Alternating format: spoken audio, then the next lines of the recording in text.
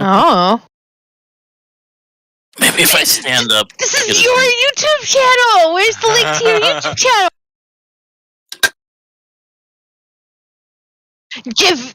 It should, maybe. I don't know, but just give me the fucking just give.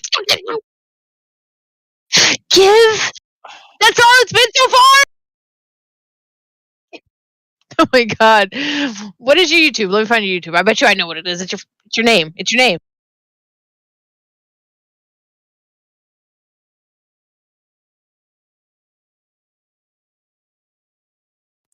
Should be in your video dashboard. I don't know either.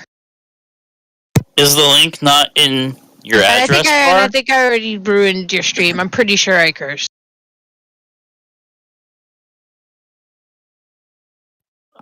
I told you, it's Sailor Studio and under live, it should be there. I can't even get to YouTube right now. Hold on, I'm having difficulties. Jeez. Okay. Yay! First stream is a success. Hooray!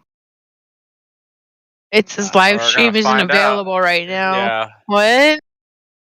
Are you sure you're streaming? Yeah, you sure? Did you hit it? Oh, this is like your view. Yeah. View. Yeah, we can't do anything. You.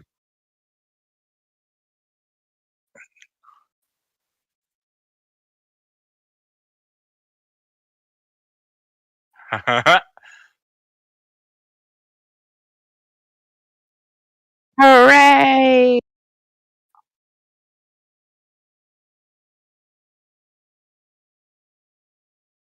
It's your real name too. You need to change. Oh, you can't. YouTube doesn't let you change that.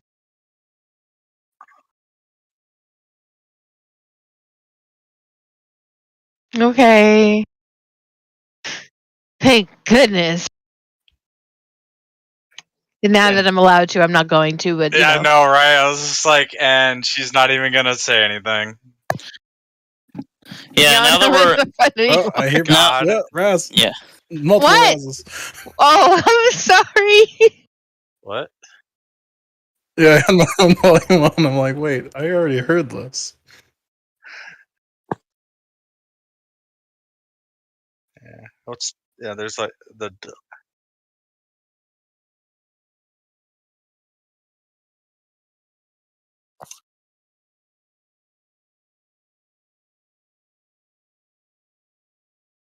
Oh no! How do I get the chat back? Okay. Oh my. Hey! I've never used YouTube Stream. Sorry, I'm a Twitch person. I don't know how to navigate this. So I'm gonna have the stream up, but I'm just gonna mute it. That's what I'm doing. Oh right, I forgot that your name was Cherry Berry Bombs.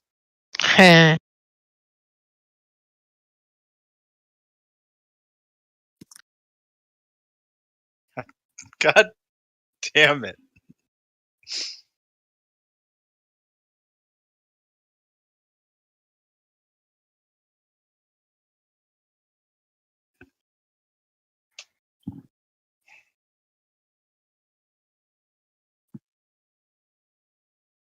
Yeah. Yeah.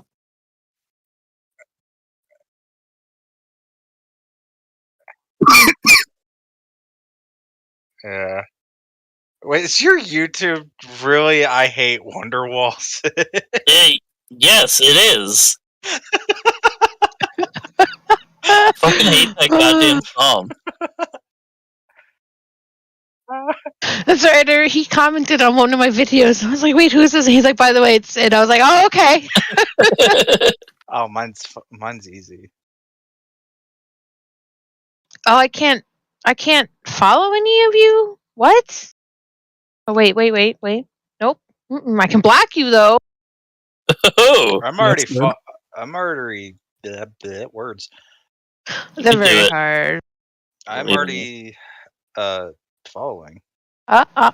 No. At least you. Thank you.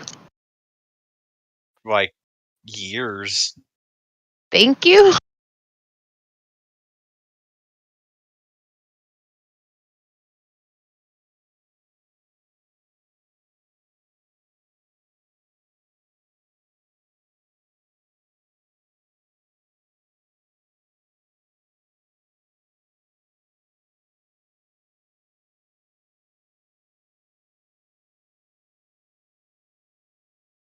What's the Gotta wait delay? for the stream delay. Yeah, It's stream like 20 delay. seconds. Hmm.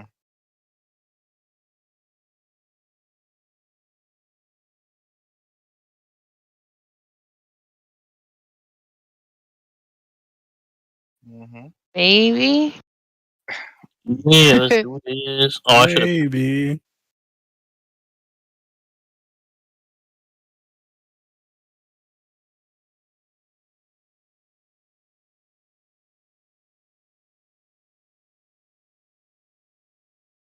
So we do it. Wonderwall on hurdy-gurdy. No.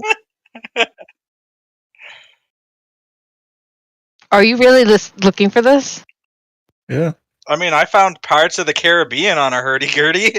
Oh my god. Jesus. Alright, I posted it to my Twitter. Let's see if Like- anybody joins. Like, there was a time where I was literally just sitting there for like half an hour while we were just sitting here talking, looking at hurdy-gurdy songs.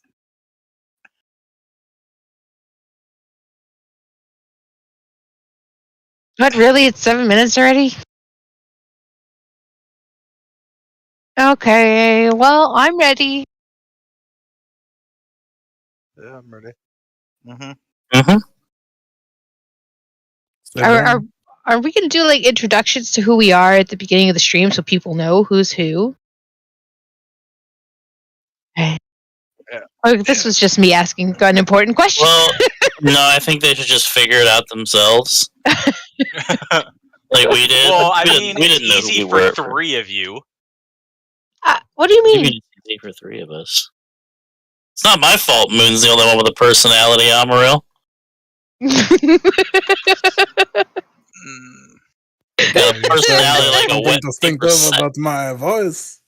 We got him. Yes, the wee wee baguette man. Big.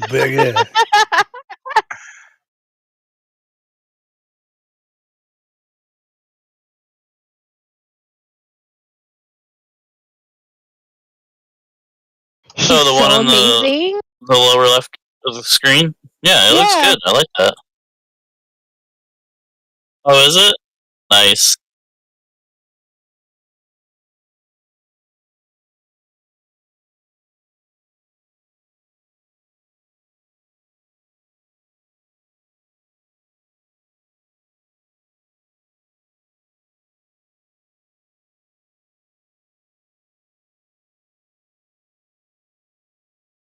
Yeah, you got our Twitter link there.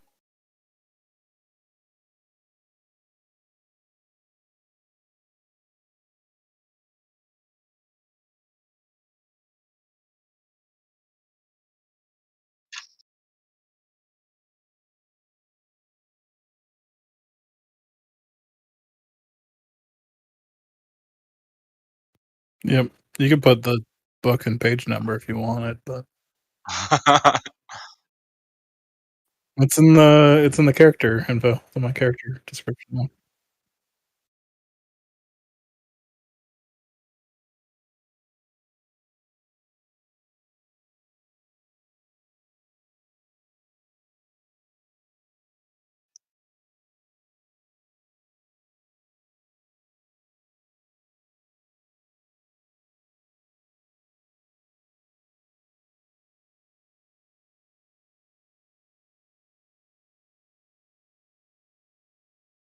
Mm-hmm. Yeah. Let's get the show on the road. Sorry.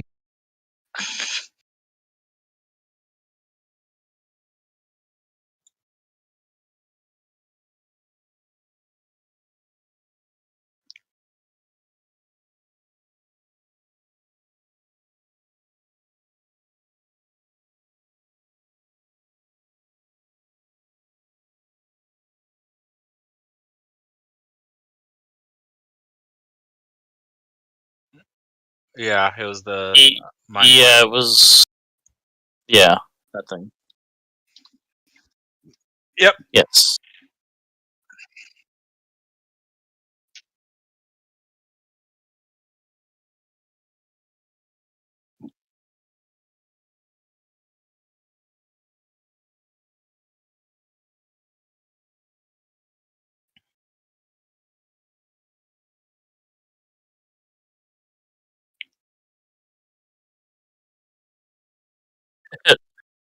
It's all good.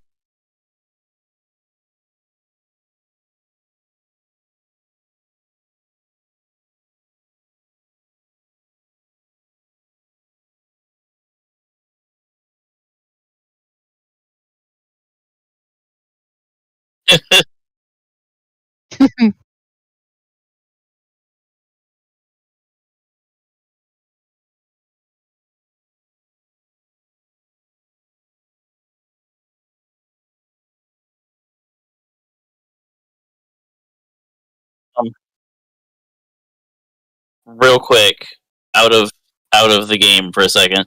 Are you going to have a VOD of this up? Like, do I need to be actively taking notes, or is there going to be a VOD for this?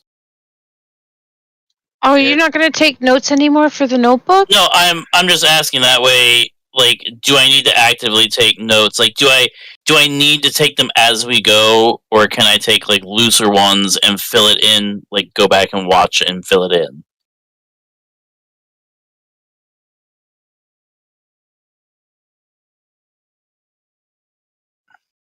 Yeah, that's what I mean. Like, a VOD would just be like the recording of it. Like, are you still leaving it up on the YouTube? Okay. Yeah, that's all I wanted to know. I just realized that the title of the session has our name, has our party name in it. Yay!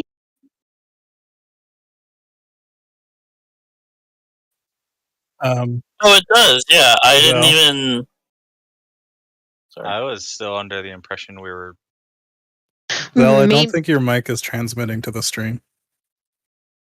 Yours. Yeah. Ruh-roh. I unmuted it on my sound. No! I hate the sound of my voice so much. Yeah, I was still under the. Val, I don't think your mic is transmitting to the stream. Yours. It's not. Yeah, no, it isn't. It's a good thing that this is a test run. Yeah, right. At least you didn't find out, like, an hour rewatching the VOD through it. I did that once. I was playing Smite with a group of friends, and I didn't realize I changed the screen. Oh, then everyone be quiet. I did that last week because I didn't realize that my mute key and target the tank was the same button. A little dinosaur hops up. Oh my god, that's adorable. What? Can we hear you? Yeah, we can hear you. Alright, my thing, it's able to hear me. I don't know why. Yeah, it's hearing me. Streamlabs is hearing me. I don't know why it's not putting it on. No, it's transmitting now. I just checked. Okay. So, it is working? Well, I have to keep muting and unmuting. Alright, my thing, it's able to hear me. Yeah. Yeah, I think you're coming through on the stream now, I think. Okay, I literally didn't even do anything different. I don't know why it suddenly started working. We are on session 11. Yeah, we've been doing this for a long time, guys. Really? It's 11 sessions already? Mm-hmm. Yeah. Yeah. We've been doing this since what, late February? Wow. First session was in April. Okay. Wow.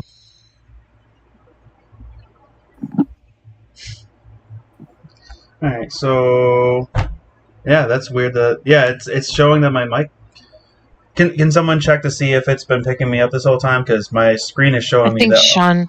I think Sean was. His stuff was muted, so I think he was checking. Welcome to our stream, guys. The first 30 minutes are just stream test.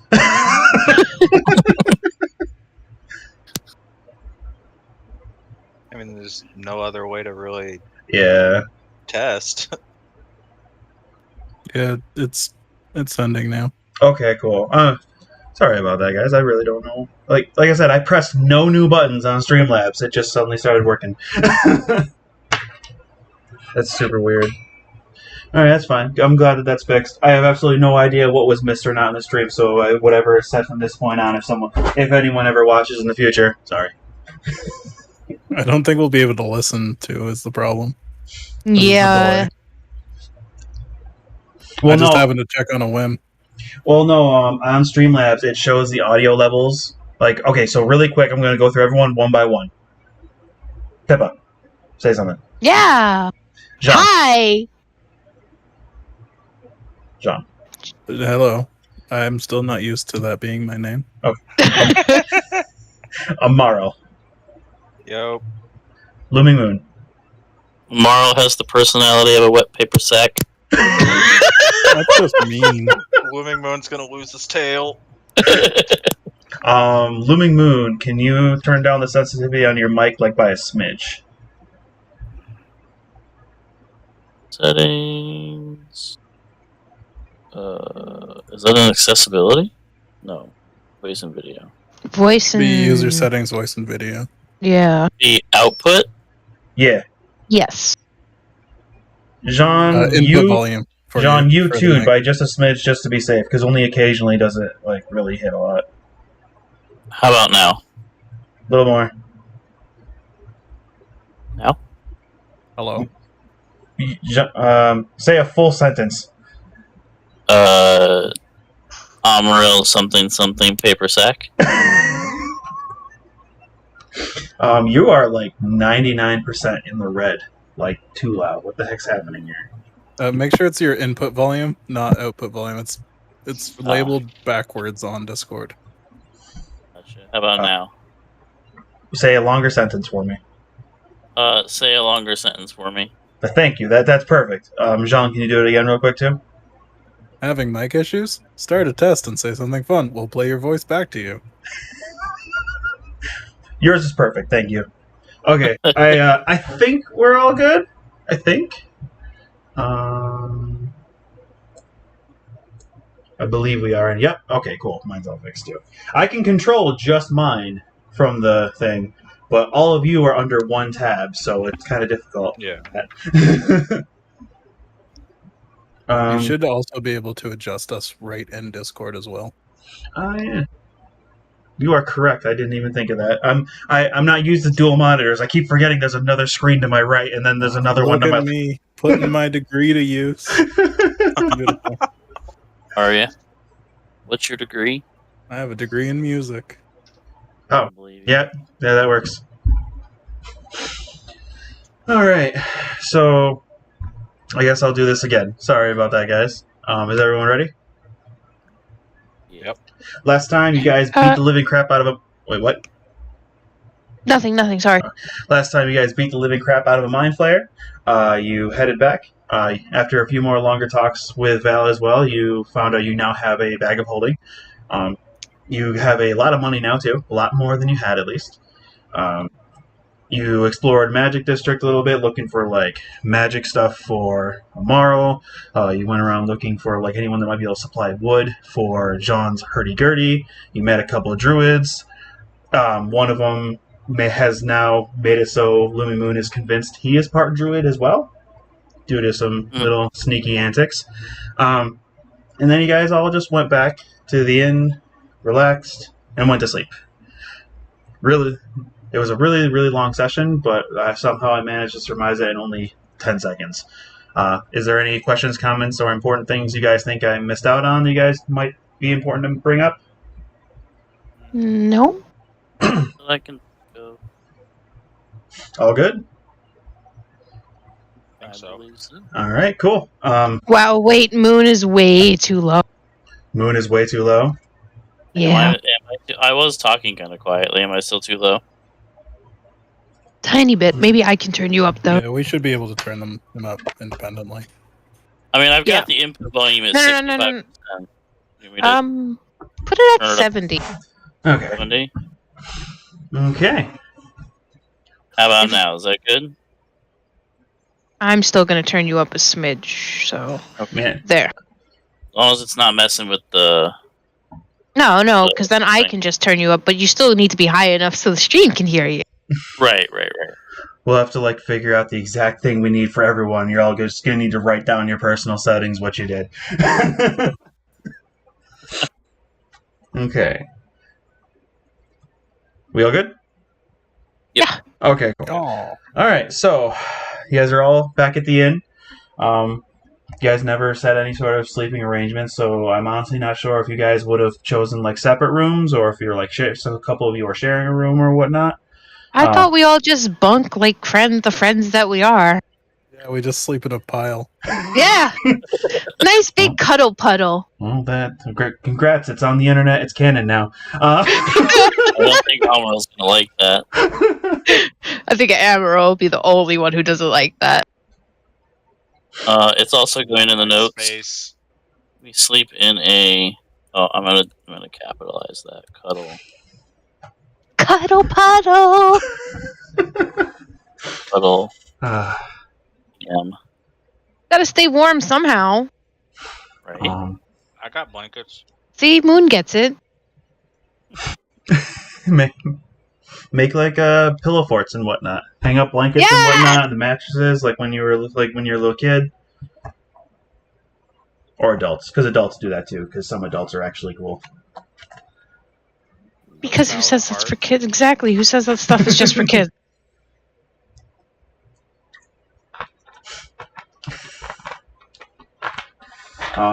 You guys managed to get a nice long sleep, which was probably needed for a few of you because that was the only rest that would have been taken after the battle with the Mind Flayer last night or the previous day. In the really bright early morning, right when like it's starting, the sun is just starting to come up. A few of you, no, I think you all would eventually, like very quickly, would have started waking up to the sound of like what sounds like people running, like a lot of activity outside. And for early in the morning, it's very unusual. So like you kind of just wake up like, what's happening out there? You hear what sounds like panic noises, a couple people all yelling already in the early morning, and you can tell by the sounds that there's a lot of people just running, and you can tell they're all kind of coming and running towards the same direction. It's early in the morning, so you would have had your long rest by now. Would you like to investigate? Yes. Yeah. All right. Sure. You all grab your. I imagine you want to grab your things too, or are you gonna like rush out the door? Jean will just gonna grab grab his swords, but not his armor. Not your armor? Yeah. Okay. So you won't have your armor then, is all. I am going to... Honestly, I don't even know if Moon takes his armor off to sleep. I would imagine he does. He's going to put his armor on before he goes out, grab his weapons. And Val would be tagging along with you as well, but he would obviously be bringing all of his gear because I don't know how to. I'm going to ask Jean why he's not taking his gear. Well, aren't we in a rush? I mean, it takes 10 minutes to put on. Sorry, I lost my accent. It needs to boot up. You must stay in character. So it was a little sleepy still, it comes to me. Do we have time? I mean, there's a lot of straps on the leather armor, I mean, what if something happens? You're gonna get hurt. I'll be fine. Okay. Oral will protect me. I don't believe this, but okay. So you guys onward. Okay. So you guys make your way downstairs and head out immediately. Some of you fully equipped, some of you not, just to be safe. And you immediately see like it's not a huge crowd. Like it's more along the lines of if it were like early in the day, that people are taking notice of something and panicking. There's a lot of pointing in one direction and whatnot, and people are moving towards. To try and get a better feel or idea, so that you could all figure out what's happening, I would say someone would need to make an investigation roll for me to try and see if you can get a better idea of what might be causing all the panic. And because you're all together, someone can feel free to roll with advantage, or two of you can try to roll for investigation to see what might be going on in town. I have a -1 to investigation, so can someone else do that? Yeah, I'll roll with advantage because I have investigation +2. Okay. I got 11. Yeah, I got an 11. Damn. Was that with investigation? Was that with advantage? Yeah. Oof. Yep. Yeah, that was with advantage. I rolled a 3 and a 9. Yeah, Alright. 5 or 11. All right, now that's fine. Because of how many people are about and you were able to look around, you can see a lot of people pointing in a similar direction. People are pointing off over to the east, like to eat outside of town. And you can see from the distance, because the town is not, there's not a lot of very tall buildings. You can see very far off in the distance, there's something causing smoke in the distance, and it's a very tall rising pillar from far away. Very far off east from where the town is right now. And a lot of people are moving in that direction to try, you would think, probably just to get a better look. That doesn't seem good. Looks like we're skipping breakfast today. Aw. Maybe we shouldn't. It's the most important meal of the day. I don't think we have time to. Very well. If you guys do want to, there is a roadway that leads directly towards. It's one of the in this town. There's a lot of like main roadways to the main 4 gates, because there's one on the north, south, east, and west. And there is a roadway straight to the east side of town and towards the east gate to try and see what might be happening outside town.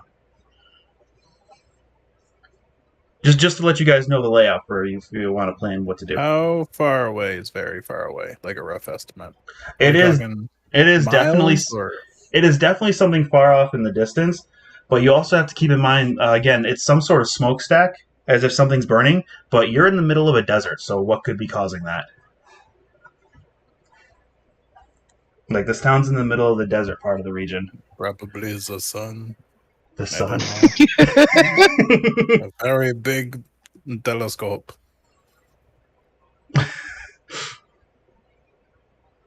What? I don't know. You ever have like a little magnifying glass and you burns the little ants? That's What? You are No, cruel. I mean, small children of the Sword Coast have to entertain themselves one way or another. By murdering innocent animals? I mean, that or they eat the houses. Ugh. Ants are very ants. mean. You're getting ants and termites mixed up, though, John. the children eat the Some houses. ants also eat the wood, You'd be surprised. No, Moon. The bugs eat the houses. Why do the bugs eat the houses? Because they're hungry. And we Children do not aren't. The bugs are taking the food right out of the children's mouth. No, the children don't eat the house. either. Except for, sometimes there's the gingerbread, but that is another story. Anyway, are we going to this mysterious smoke pillar? Yes, we definitely should go to the mysterious smoke pillar. So you guys are going to go in that direction of town? Yes. Okay. You guys start making your way following the crowds that are moving towards and closer to it. Some people are stopping where they are just because there's a large enough crowd. There's people along the side of the road just pointing and talking. You hear a little gossip here and there. People talking about a fire, something burning. There's only like one thing even in that direction. Are we going through the market? You're going down one of the main roads in town, essentially, to head towards the east part, to head towards the east gate of the city. Town.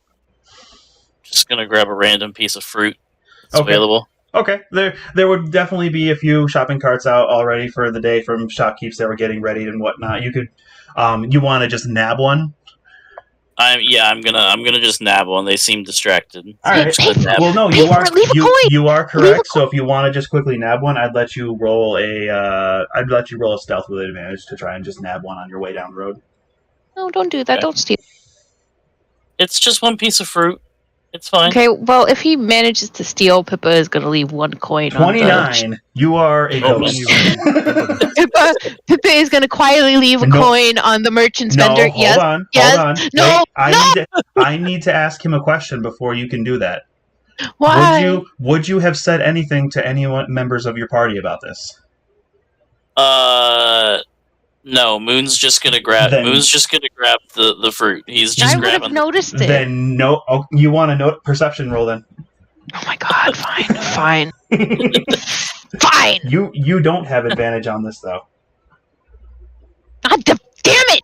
You are very busy and into the fact that the crowd's moving. You have completely lost sight of Looming Moon for a moment. I still think a 13 would have said I heard something, but would have ignored it. With his 29 roll, you heard and saw nothing from him.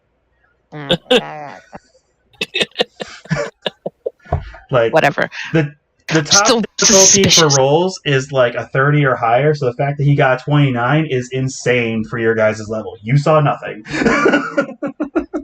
Well, I just feel bad. He's stealing. He shouldn't be stealing. We have more than enough gold. We have more than enough coin. You don't. We are in a hurry. Okay, voice in the sky. We're in a hurry, and Moon is hungry, so he's gonna grab a piece of fruit and munch on something. He needs a snack. That it is rotten. You don't know about it either, John. You can't. None of you saw this happen. Roll a perception. You saw it. Somebody had to have seen it. Pipa is very passionate about this. I'm just gonna reach into my backpack and give her. Nobody's gonna notice Moon.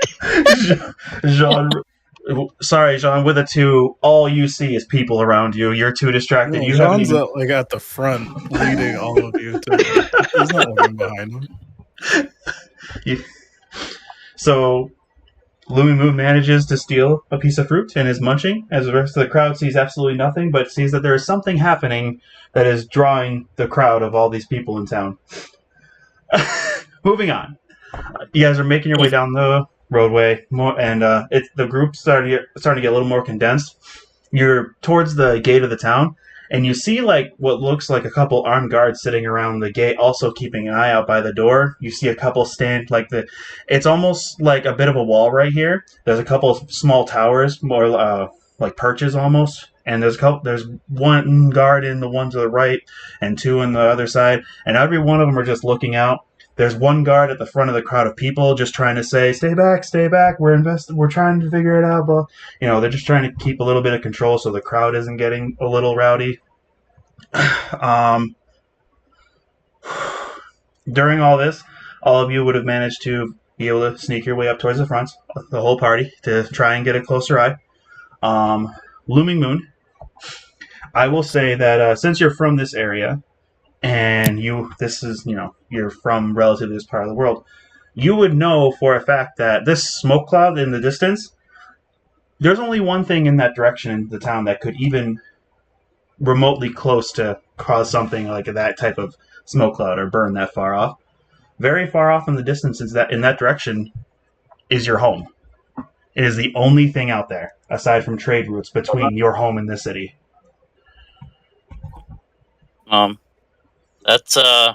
That smoke cloud's coming from home. as I chew. Where'd you get that? Yeah, when did you get the apple? Oh, I found it in my pocket. Are you gonna share with anybody else? I demand a deception check. Okay, you can. God. Looming Moon, make a deception check. We're really trying to pin Moon on this one. My home is burning, and you guys are really, you really are. Fuck, I got a 5. John, you're looking at Looming Moon while he's talking, and you're just like, something's wrong here.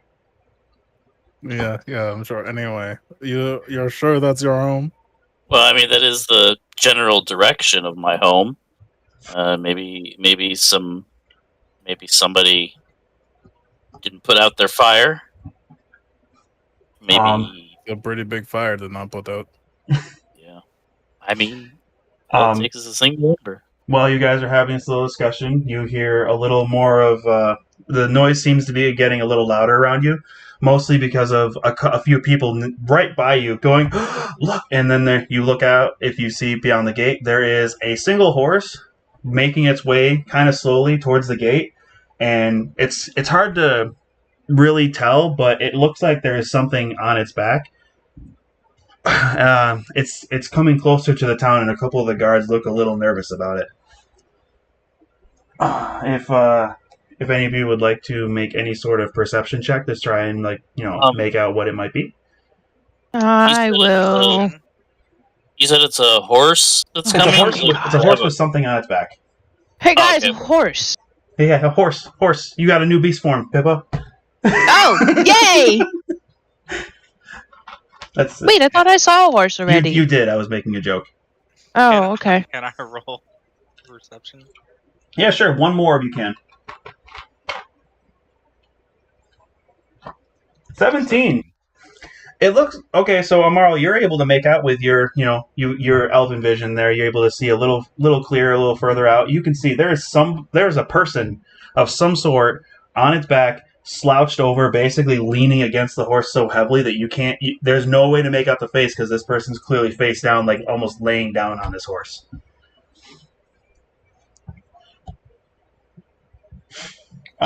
So there's a person riding the horse normally, and then they have a person on their back? No, it's one person on a horse. Sorry. Like they're basically like it's as if someone was riding it and just kind of collapsed, and they're just kind of somehow still laying on the horse as the horse is making its way towards. Okay, so they're slumped over on the horse. That person looks like they need help. No, they're just taking a nap. No. That's not usually how you sleep in the Subtle. Yeah. How far are they? They're honestly only about 100 feet away, and they are slowly making their way towards town. By this point, a couple of the guards would have noticed too, and at least one of them would have walked out of the gate with their weapon in hand. This one is holding just a spear. He's not holding it in like a stance as if he's about to attack. He's just kind of it's in his hand, and he's ready in case there is something wrong here. The horse kind of keeps making its way, moving slower and slower as it's getting to town. You can see it kind of wavering, as if it's been, something's wrong. It's either exhausted or something. And then right as the horse gets about, I want to say, 20 feet away from this guard that's standing outside the gate, whoever this figure was that was laying on the horse just kind of flops over and onto the ground. It's just laying in the sand. Oh no, he fell out of bed. They are not moving. I'm gonna yell should- at the guard should we help- to grab the body, get him back in the village. Are you going to try to yell that to the guards, or are you going to say okay? Well, a couple of the guards are already moving. You see that if you look around the gates, there's one of them with a bow aimed at this figure just in case, and then the other ones are all just kind of standing there looking, shouting orders. A couple of the guards are running up to the body. They flip it over, and you guys, from where you are, if you're not even outside the gate, I would say unless someone rolled like a nat 20 with that perception roll, I would say it's too hard to make out who this person is or what they look like, anything. So you guys would just see these guards working over this body, looking them over. One of them kind of poking them. It's from where you guys are, it's really hard to really make out much else unless you want to do anything. Should we move closer? The guards are completely focused on on this individual. So. All right, then yeah, I'm walking out there. Okay. Follow me. Yeah, I'm gonna follow them too. Val would walk up with you. Yeah, I want this guy or whoever this person is not to be laying in the sand, and actually get help. Then get. Look at Amaril concerned. Okay. Man. Sorry, I had to really think about that one for a moment. He's usually very stoic. He's actually concerned. Do you know Aloof. the person? Aloof Yes, is the word I aloof. would say. Okay, same thing. All right. So the party, all of you guys walk up closer and closer. The guards aren't really paying attention. You notice there's even a couple other people trying to move up to get a bit closer view and whatnot. The closer you get up to, Amaril, I would imagine you would be essentially leading the group up to this. Yeah. You go up and you immediately notice in the sand to kind of off to the side a bit, there is a tail coming off of this person, laying off. So you immediately are able to recognize that this is some form of tabaxi that is on the ground. I'm gonna yell at Looming to have him rush up closer, like a lot faster. What's the problem? Is our chronic napper okay? Well, you said that the smoke was coming from where you are from, which is where the guy just started riding the horse, and he's a tabaxi as well. I don't know if you would possibly know him, but not sure if I you do. have some knowledge about it. Well, he couldn't have ridden across on the horse. He would have had to have taken a boat. But well, you know what I mean. Like, yes, I know what you mean. Let's check if he's alive first. Wait, it is a he, right? You don't know. I don't know. Let's check if they are alive first. Yeah. All right.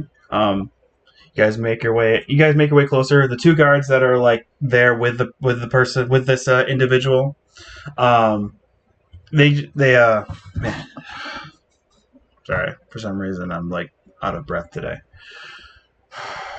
You guys walk your way up, and you immediately notice that it is a tabaxi. This the very first thing you notice is they have a very dark brown fur.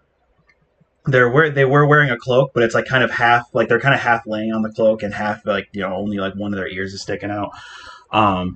Their eyes look very dazed, like that whole like just trying to wake up kind of look, but they look very unfocused. Like they're like this person, whatever is going on, they can't seem to focus at all. They're very wary from something. I would say this is not a tabaxi you recognize, though. There are a lot of tabaxi from where you live, and this one does not seem familiar to you. The two guards are trying to like get him to speak or respond in any way. They're definitely not dead, but they're not like actively responding to, like, if they were getting jabbed on the right arm, they're not really responding. They're more like their heads almost look like they're dizzy or something. Can I roll medicine to like see if there's anything wrong with them? Absolutely. Like, 7. No, best you'd be able to guess is maybe they're insanely warm because of the desert. I mean, yeah. So since Moon has essentially, like, this is essentially like near his home, would he recognize the effects of heat stroke? I would say yes, because tabaxi living so close to the desert with all your fur, I would say that would probably be something that your people would know to be aware of, especially with the common trade between the two areas. Okay. I'm gonna suggest that maybe he has heat stroke. Maybe he is a little too hot. In that case, he needs water.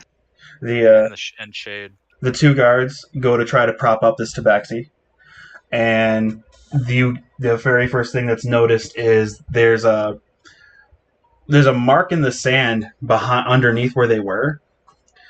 This tabaxi is bleeding, not a lot, but there is blood left in the ground behind right where they were laying on top of when they propped the guards up. He is also wounded. Maybe infirmary at this point now. Yeah.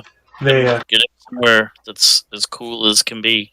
They go and pick up this tabaxi, one by like under that you got two people on the other end, one at the legs. One goes and props up their shoulders to pick him up. In their daze, they start carrying the tabaxi away, and this tabaxi's head just starts and like leans more towards like your guys' group. They suddenly shoot wide open at the sight of Val, and suddenly this person starts like yelling and screaming in absolute fear for a moment. like not like super loud, but really raspy, as if they're really dried out, like that. Like it almost sounds like they're whisper screaming with how like they're in the desert, so their voice would have been dehydrated, but they are suddenly like very horrified at the sight of the appearance of what looks like a dark elf. Like we noticed that. Oh yeah, it would be right Val. next to you guys as they pass by you. Like you would have immediately seen that. Well, I meant like we would know exactly who he was looking at, right? Kind of. Most of you are standing relatively together, except for Looming Moon and except for Looming Moon and Amaril, who were up a little closer investigating. But I would say the rest of the party, like Pipa, Val, and Jean, were standing relatively close together. Okay.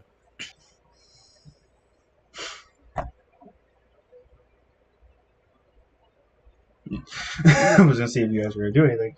No, I was. I'm still taking notes. Just okay. I'm trying to figure out how to. Moon's not gonna say anything. He's gonna kind of narrow his eyes over to. I mean, not narrow his eyes. He's gonna kind of glance over at the rest of the party, and he's fairly certain that he's not crying out in fear in Pippa's direction. You can make a perception check to try and determine that. Okay, yeah, I'll do that. I want to click this. Not performance, perception. Well, 3. fuck. You have never no mind. idea. You have no. Your friends are scary, man. You travel with scary people. Yeah, I'm lovely. I don't know about any of you. but I terrifying. reject the fact that I'm not scary or something. I don't know. I Well, he's disagree. human. He's normal. Almost normal out of all of us. Yeah. Yes, I am Wait. very normal. John is a human? Yes, Yeah. Jean. Oh. Jean. It's okay. With that low perception check, you wouldn't have known that right away anyway. Now I I'm think concerned. What I'm did you just think gonna. I was? Moon is our special boy. What did you think he was? I need to know. You know what? I gotta be honest. I always thought that Jean was an elf. Don't know how I didn't pick up on that sooner. You don't have the pointy ears. The pointy ears. Oh my god. John just kind of rubs his rounded ears. Nope, no What? points here. I'm gonna kind of like crab grab at my ears. Like I have pointy ears too, but I'm not an elf. Yours are covered. It's in different. So We have the an guard- infant tabaxi on our hands. So during this, the 2 guards are still carrying away the tabaxi, and they suddenly both look over in your party's direction, and you can't quite hear it, but this tabaxi that's being carried is indeed whispering. So, like, not whispering, but more like trying to say something. And they're just looking over at your party, and one of the other guards is walking up towards you and points their lance Val's way. The tabaxi says drow attacked, and they're just glaring at him. And he says it a little too loud, so a couple people around have heard this now as well. Fucking. No, not this great. one though. This one's been with us the whole time. Yeah, It's this. still. Does he say where they Certainly not attacked? good. Okay.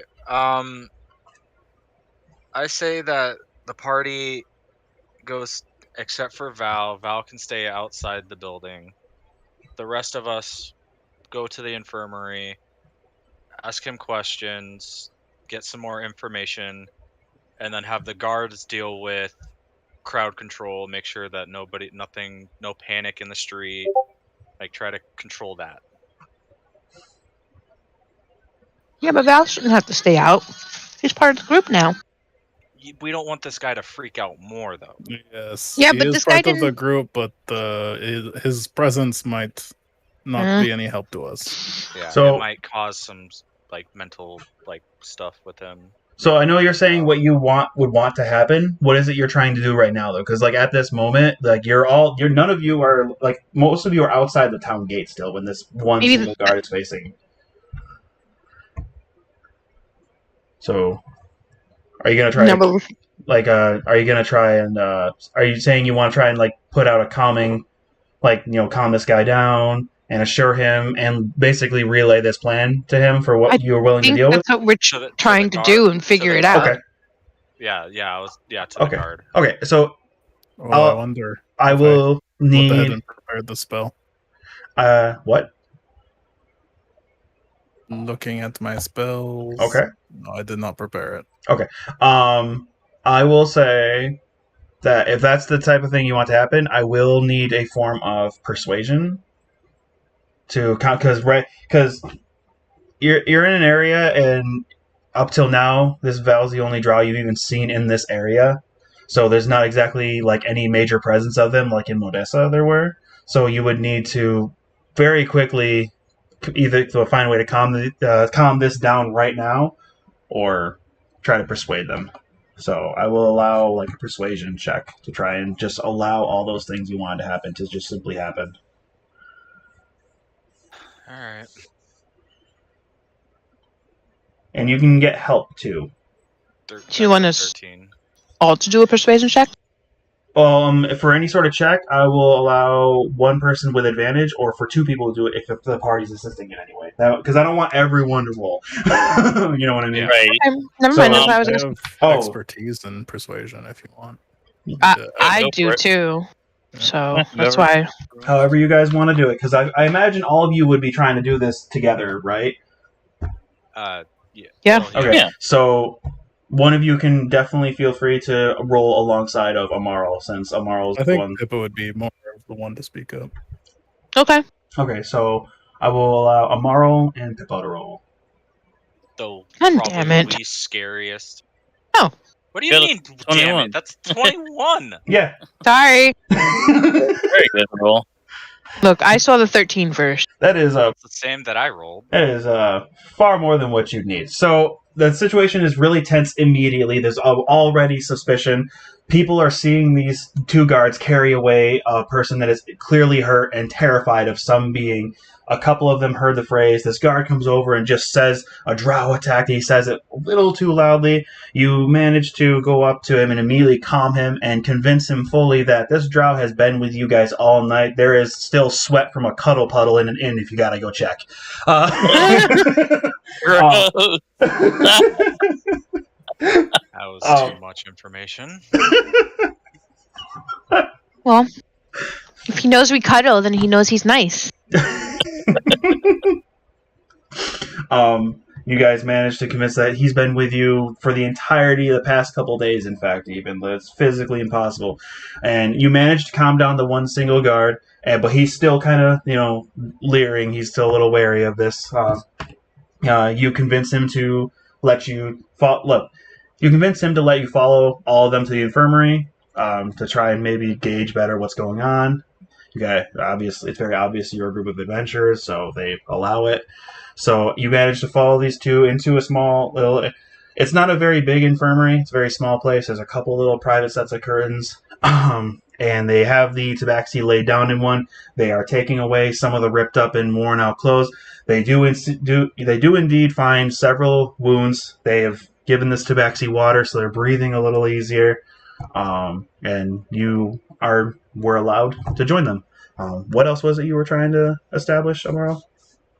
Like more information on what happened. Where is the attack? So you want to talk with the guards or the tabaxi then? Both at the same time. Both? All right. Now you said that you would be willing to have Val wait outside just to try to further calm the situation. So Val would be outside, so you wouldn't have to worry about the possible anxiety of this wounded tabaxi from that. Who would be in there with you though? Like who would be directly there with you? All of you? The rest of you? Obviously, I mean, Moon definitely would be there. Yeah, I would want to have another tabaxi with me. Okay. Um, So Jean and Pipa, would you be inside as well? Yes. Yes? Yeah, I'm curious as to what's going on. So. Okay. I'm just trying to get the gauge on the situation.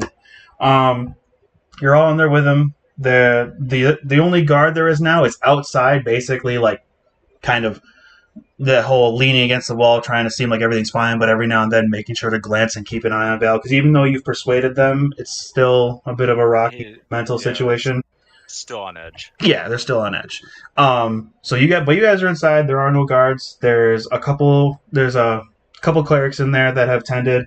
But at one point, they would both have like taken away whatever cloths to try and wash them for them, and grab more water. So you would be allowed a few moments alone with this wounded tabaxi. What's your name? Her name. I have a name written here somewhere. Hold on.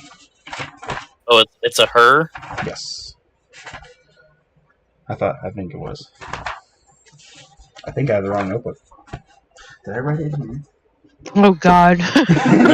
I'm terribly sorry. I've been working. Who is laying on the bed? Our DM seems to have lost his notebook, so you currently do not have a name. I have been setting up this stream all day, man. Okay. that's the entirety of my day. I'm sorry. I'm a bad DM. The tabaxi on the bed is just like, oh great, another tabaxi that's gone insane. Well, oh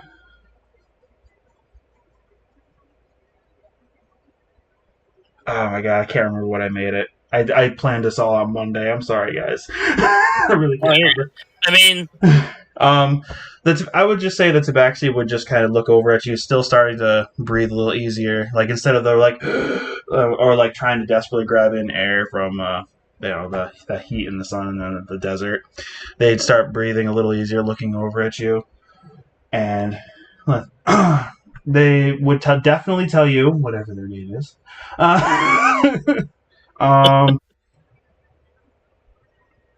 Man, I really can't remember what I made it. I'm sorry, guys. It was rising something. Rising Sun? Well, we have Looming Moon and Rising Sun. There we go. Okay, we'll go with that. Rising Sun. We'll just call them Sun and as a nickname, just like how we have Moon or Looming or Moon. Both something. You have a name. They look over at you and tell you their name, and they what do you want to ask them specifically? Well, I'm going to introduce myself first. My name is Looming Moon. Please just call me Moon. Looming, far too formal. She just kind of like nods a little bit. This tabaxi is very exhausted, good sir.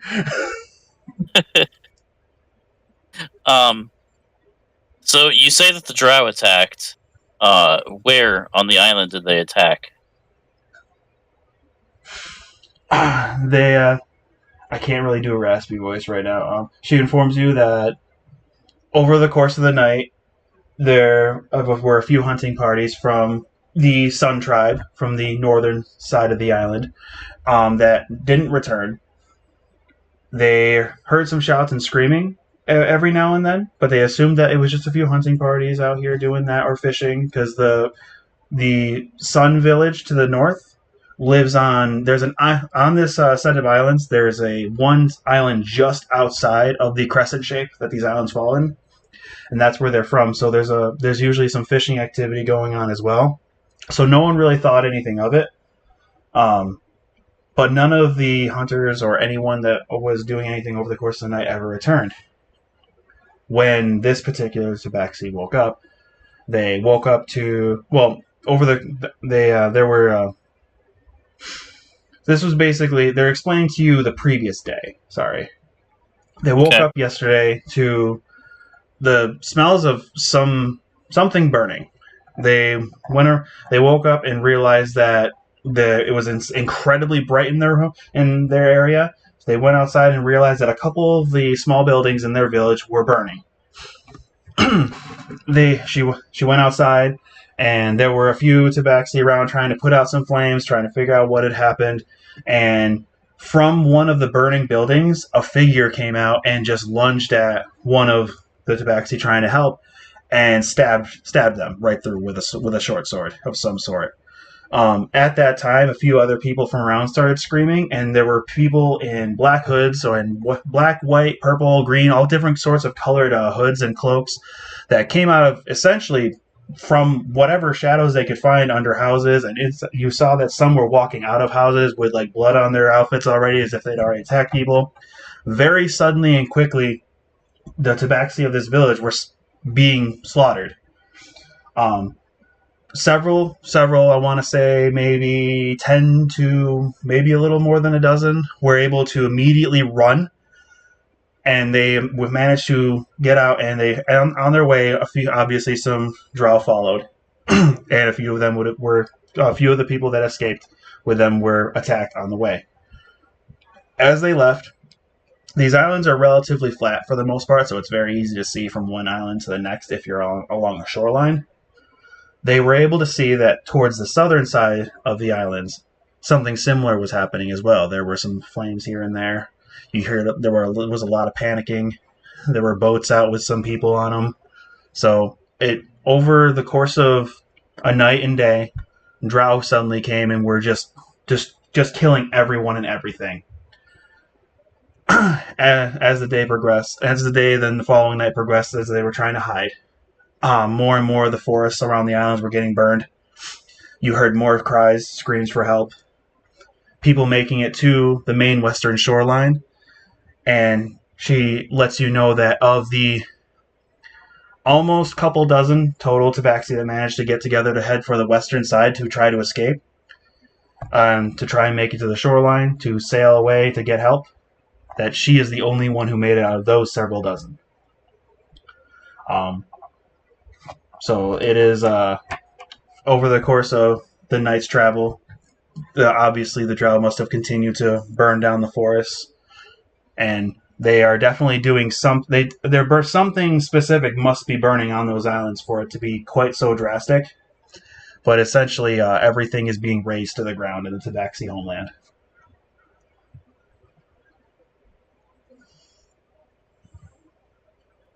We should go and put a stop to that.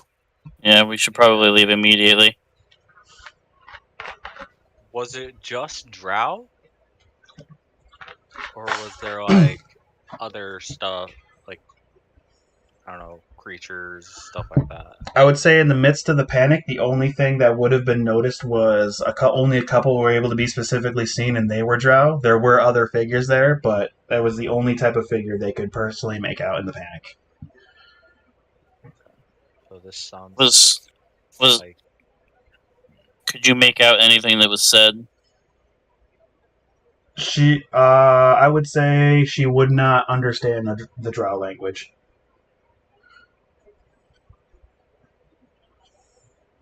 Can she, even though she can't understand it, can she give like an approximation of what was said? Like, can she repeat it back, maybe? I would say that the most that she would have likely overheard would have been something along the lines of their very cynical and, evil laughter of, like, just killing other races. Evil drow, like the actual evil ones, are known for thinking that they are just the superior race and thinking everything else is below them. So... And based on your guys' personal experience with meeting just one that didn't seem friendly, even you guys know for a fact that they probably wouldn't have even bothered to say anything. They would have just been laughing at the idea of killing these creatures. That's fair. Okay. Because you guys did meet one that was not friendly. Yeah. Okay. How fast can all of you guys get your gear? Jean was the only one who didn't put on his equipment. I have it on my back, if that makes you feel better. It does, just it means that we can leave sooner than... Fuzzball's trying to interfere. Than take... The real DM! Buddy. Alright, Okay, I'm having a cat interruption too. She demands pets. Okay, I say we go to the stables, get our cart and horse.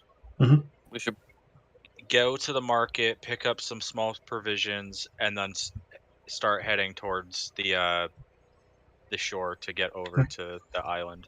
What kind of provisions you need? Food, Water, just ration. water, yeah. Okay, so Stuff like that. Tap Nothing it, too tap it. a lot. Hold on, fuzzball attacking DM screen.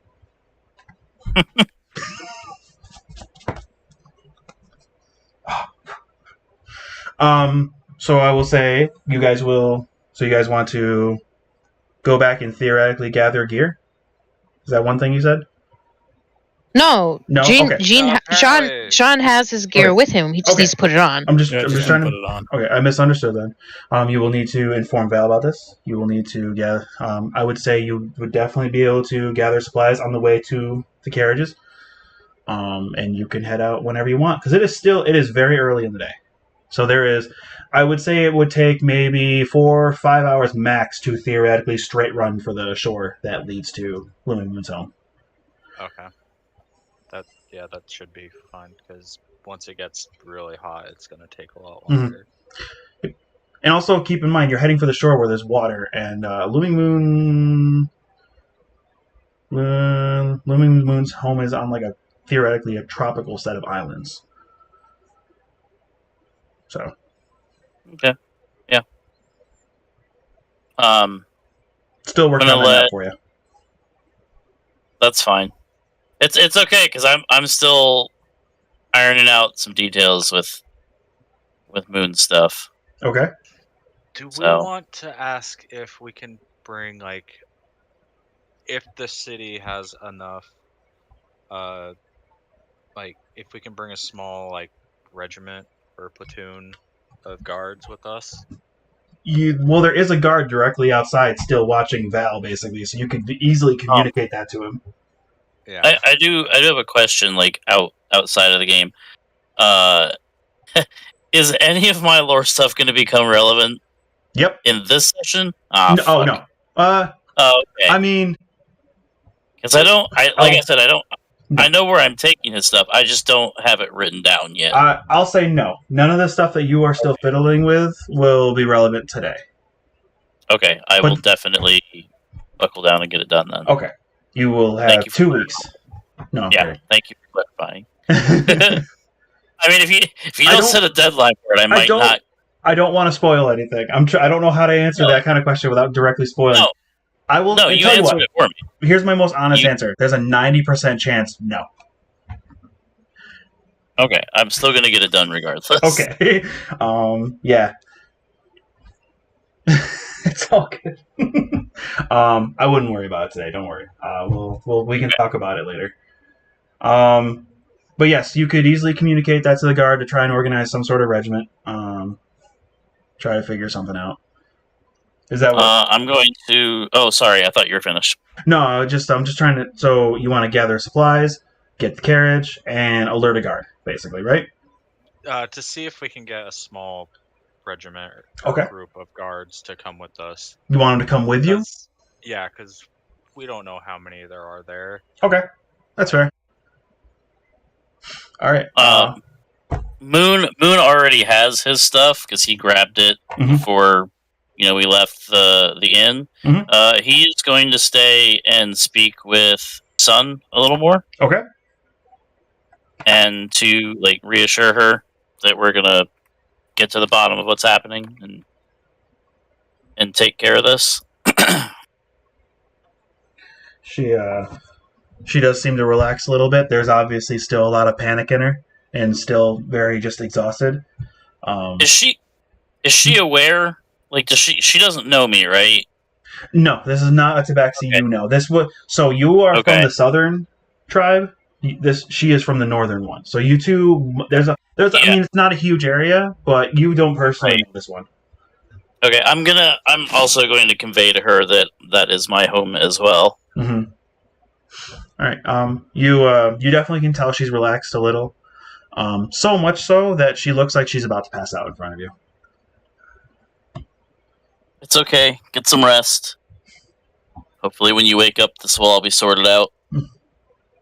All right, and then she just kind of dozes off, and you can make out like a very faint hint of a little bit of a smile there. That she's at peace and relaxing right now, and getting some very much needed rest after the ordeal. All right. I would say on your way out of the infirmary, you would probably very quickly try to alert Val. Would you alert Val of the situation? Absolutely. Okay, and then Amaril, during that you can try to be talking with the guard if you like. Okay. And you want to try and make it so that there is a to inform them that you guys are about to go basically race there. Pretty much, yeah. I would actually say this might actually require a persuasion roll to get them to come along with you.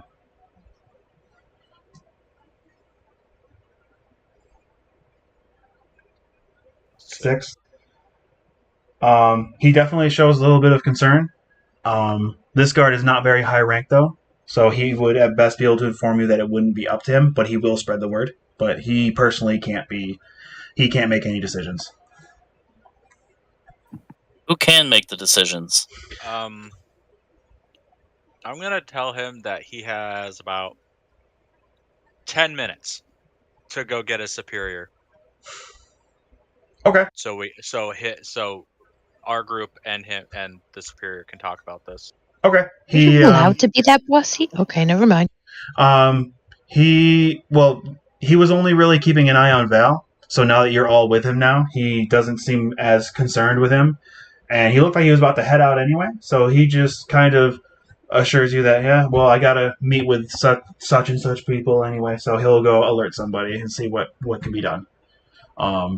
And I would say during the amount of time it would take to theoretically go around and get some really quick shopping done and get to the gate, that would probably be enough time for theoretically someone to possibly speak with you, if that works. Yeah. Okay. What kind of supplies are you hoping to gather on your way to grab your horses? Just food and some water, stuff Okay. to make it to where we can. Go ahead. Can Moon tail the guard? Sure. Yeah, Moon doesn't trust the guard. He wants to make sure this gets Make a stealth. brought up. All right. Make a stealth check for me. Got a 25. Holy. I'm not even going to bother to roll against that. You manage to follow him for a bit. He looks like he's meeting up with a couple other guards just down the road. And he is heading in the direction of the gate with these guards. Of the same gate where, like, he's heading, like, towards that east side gate. Okay. I'm gonna continue following him. Okay. I will say during this then, so you just want general food supplies and stuff, you said? Amaril? Yeah. Okay. Yes. First off, none of you have noticed that Looming Moon is gone. For that, he got a 25. You guys are all just like in the moment. No one has noticed he slipped away. I would say you want to get like it, and you want to judge it in like a couple days worth, or like 1 day worth, or how much do you think you'd want to get? About a day would. About a day's worth. Yeah, because it'll only take us like 5 hours to get across the desert, right? I would say it would honestly probably only cost you about 2 gold. For that much stuff, and you can easily just have it all like supplied and stashed to be in your storage on your guys' carriage you still have, or your cart you guys still have with your 2 horses. Okay. So yeah, only 2 gold. During all of that, of gathering up supplies and food from various vendors and whatnot, gathering supplies, any resupply on crossbow bolts? Pipa, did you need like to resupply your crossbow? No, I'm still good. Okay. Then Looming Moon is not there, so this is not an opportunity for him to possibly buy more arrows, unfortunately. But you guys can choose to buy arrows for him if you like. I think he said he was good last time we went over this. I am, yeah. Okay. I've got enough. All right, just trying to make sure you guys have all your bases covered. I'm sorry. No worries. I think Amaril, need him up it out. Do you need any components, Amaril? Do you know if you need any? I don't know if you're at that point yet, so I just figured I'd ask. Don't think you would, unless you have spells that have like a high gold. I have price. 1. You have 1? Yeah. Okay. What you need? Bat guano and Bat. sulfur. Okay. You have a arcane focus though, right? No, I have a grimoire. Can't that function as your arcane focus? I don't Isn't know. that one of the actually. things it can do? I don't actually remember reading that. Let me check for you.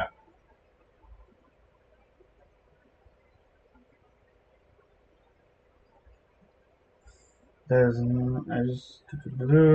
you have the +1, right? Yeah.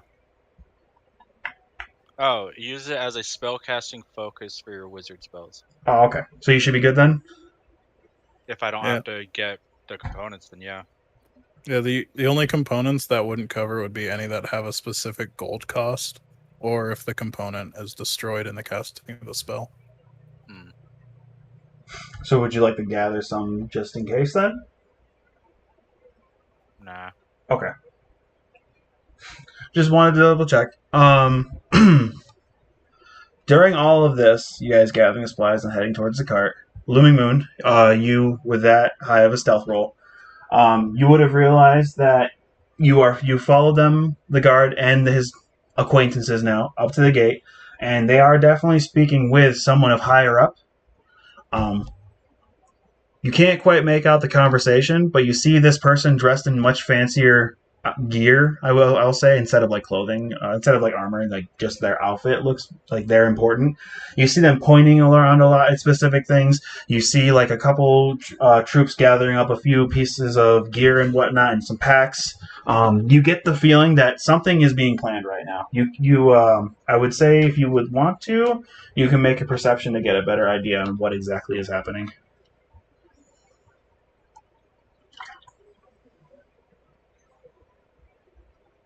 You hear a lot of like you can't really make best you can figure is they're gathering together.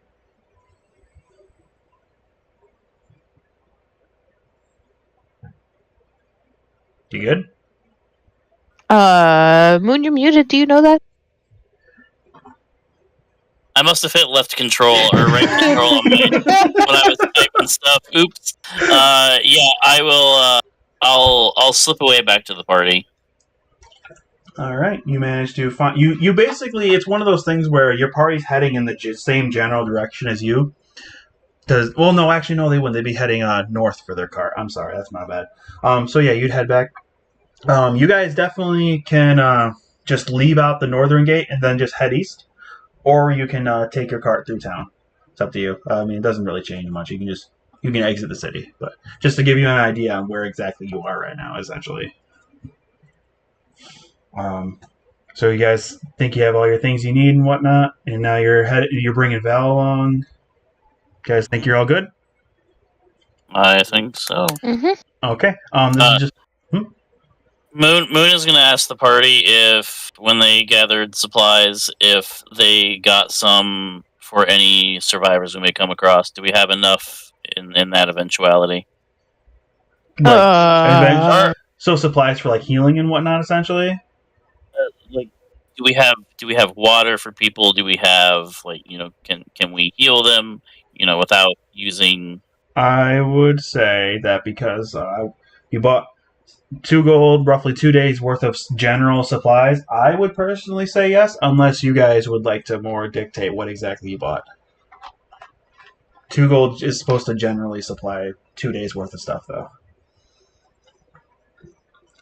I mean, if that's all they got, that should be enough. I mean, we have stuff in the cart too. It's not like we've gone through all that yet, right? Yeah, you guys had like general like travel supplies and whatnot still in your cart. Okay. I don't think we had food because food is perishable. You did have food. It is, and you can smell it. Yeah, it was like no, because I thought a lot of what we had was like jerky and stuff, stuff that like dried rations, meat, right? Yeah. Yes. So stuff that if you're dehydrated wouldn't necessarily go down well, but it would be something nonetheless. Yeah. Yeah, you guys have a lot of stuff, basically, just a lot of just stuff. Stuff. Should probably get rid of all the rotted food. Yeah, because I'm pretty sure you guys had like actual food in there too. And if you had any of that leftover wyvern skin, if there's any of that left over, that would have probably gone bad by now too. Oh no, I used up all mine. I gave it to the blacksmith for my Okay. armor. I didn't know if you actually gave all of it. I didn't remember if you actually gave all of it. Yeah, no, I gave the blacksmith the skin for the armor, and then Okay. I gave the meat to a general's person Okay. for money. So you guys are all together. You have your supplies, and you're ready to head out. You guys want to simply head out? Yeah. All right. Yeah. Do you see like guards or anything Um, coming to us? I can't. I mean, I would say a perception roll, honestly, just because you guys are in the mid. This is in the midst of you getting ready to head out, so I would say this would require a little extra effort to look around. 23. There's the regular one at the north gate, and you can see a couple heading along the road into town. There's no buildup of guards here at this gate in any way. But you're at the northern gate, so you're in a different area than you were before. Okay. Because that's where your cart was parked. Yeah. Maybe we should roll by the east gate, see if they actually did what we wished them to do, and then head to the shore. Mm-hmm. You guys can definitely make a little detour, go down along towards that gate if you would like. Yeah, we can. Moon is going to mention that he tailed the guard that we spoke with, and it seemed like they were gathering supplies to do something. He wasn't sure what. He didn't approach, but... Whoa! So something is... What was that? That was my cat running for like no goddamn reason. Zoomies! It is the zoomies! Okay, so the guards are Jesus, little boy. gearing up for something, is what you're saying, right? Moon knows all about the zoomies.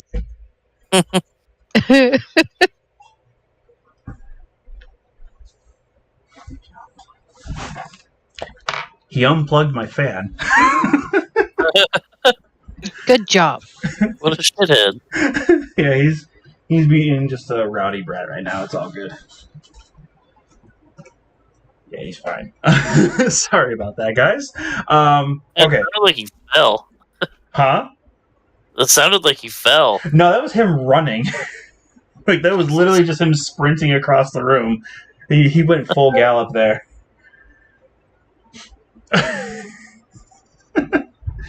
Hi, Fuzzball. Love cats. Love cats, man. Love Hi. them. And now he's saying hi. Hey, buddy. Okay. So. Oh, he is on my shoulder right now.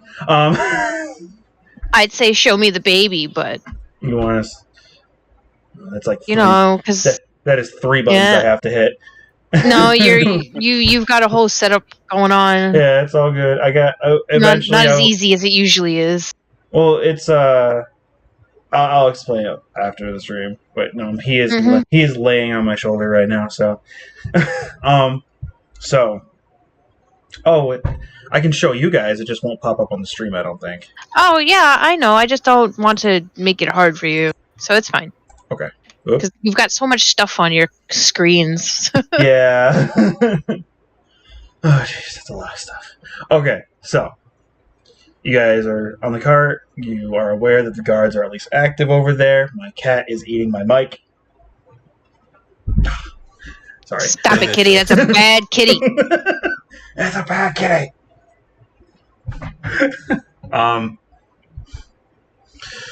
You guys here. Looming Moon has explained to you guys how the guards were doing stuff. So you make your way out. You make a point to basically hug the town while you're heading east, and you make your way towards the eastern gate, and you're easily able to hear it a bit right away.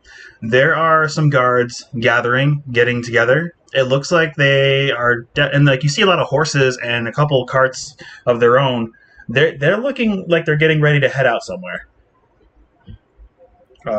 You're I would say with how many that would be gathering and how many would already be outside just kind of basically waiting, you're able to get the idea that they're actually already planning on heading over to at least investigate. Like it's not a huge group, but like you see a couple carts and a couple single horses. So they're getting ready to head in that direction, it looks like. Alrighty.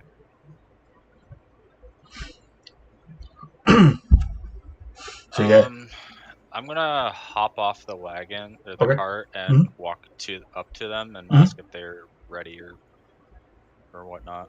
Okay. As you walk up to them, you spot a guard that looks familiar. One of the ones that was at the scene earlier with the tabaxi. If you strike up a conversation with them, they very offhandedly inform you that they're getting a group together and they are preparing to leave like within the hour to go investigate what is happening.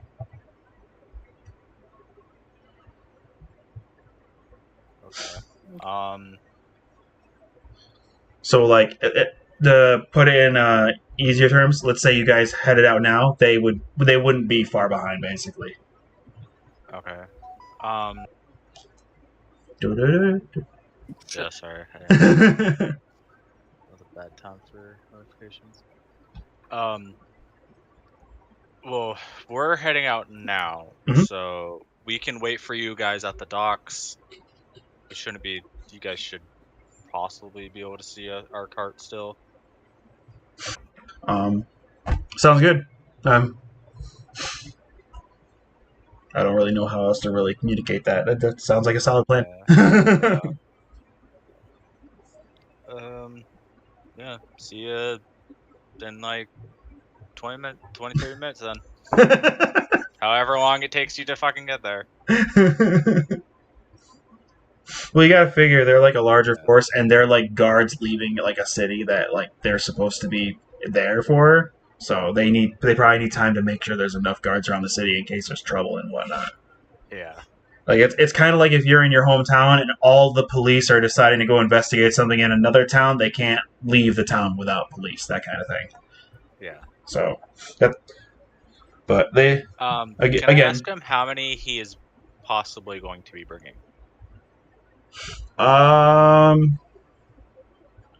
It'd be The real answer to this question is how many guards does Zell want to have in combat with us? I honestly would say it'd be hard to say, because like you see the carts don't have anybody in them yet, and like the couple single horses they'd have people. It looks like they're trying to gather up a large amount of people, but right now they have maybe 5 or 6 ready to go, but they want more, so they don't. There's no honest answer to give yet. Okay. Because they've been getting this all ready to go at the exact same amount of time you guys have, except they have like a ton of other things they're supposed to be doing, so it's hard to gather up as quickly as people that don't actually live here, kind of thing. Yeah. So right now there's 5 or 6 that are committed, and they're trying to find more.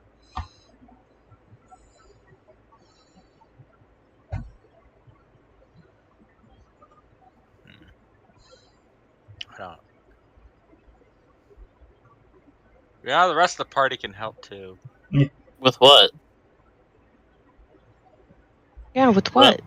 What am I helping with? I'm trying to figure out, like, now I'm debating on whether, like, if we should just wait for them, just in case, like, they have problems getting across, or we have problems getting across. Well, we can wait for him at the docks. That's fine. But Moon wants to go like now. Yeah, I think we should go and be a forward scout. Okay, since we're a smaller group. Exactly. Okay. And if we encounter something along the way, we can wait for them to catch up. Okay. Yeah. Alright, yeah. We'll start heading out now then. So you want to head out? Yeah. Okay. You guys gather up on your cart and start heading out right away. Again, it's like a 4-5 hour trip along this desert. You managed to get a really good distance ahead. I would say about 3-ish hours in. You're a really good distance from the city, making good pace. There hasn't been really any interruption whatsoever. If you look back, you can see the city starting to get like just outside of you, even with how far off you've been going. Let me look at something really quickly here.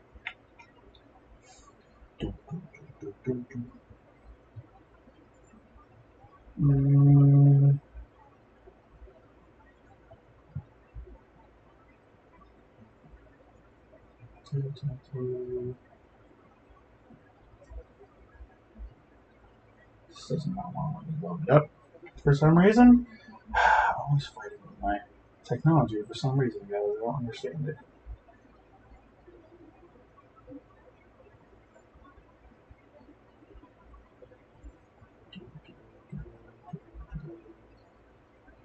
Here we are.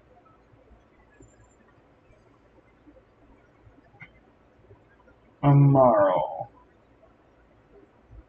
I need you to do something particularly interesting for me. Okay. While on the road, it seems to be fairly quiet. However, I'm going to need you, just for this, I need you to do a investigation check. No. I'm going to let you do an investigation check, plus add your Arcana bonus to it. Okay, so That? I mean, you not in D&D Beyond, but basically whatever he rolls, just add whatever his bonus is and tell me what he comes up with. 16. 16? Okay. Thank you.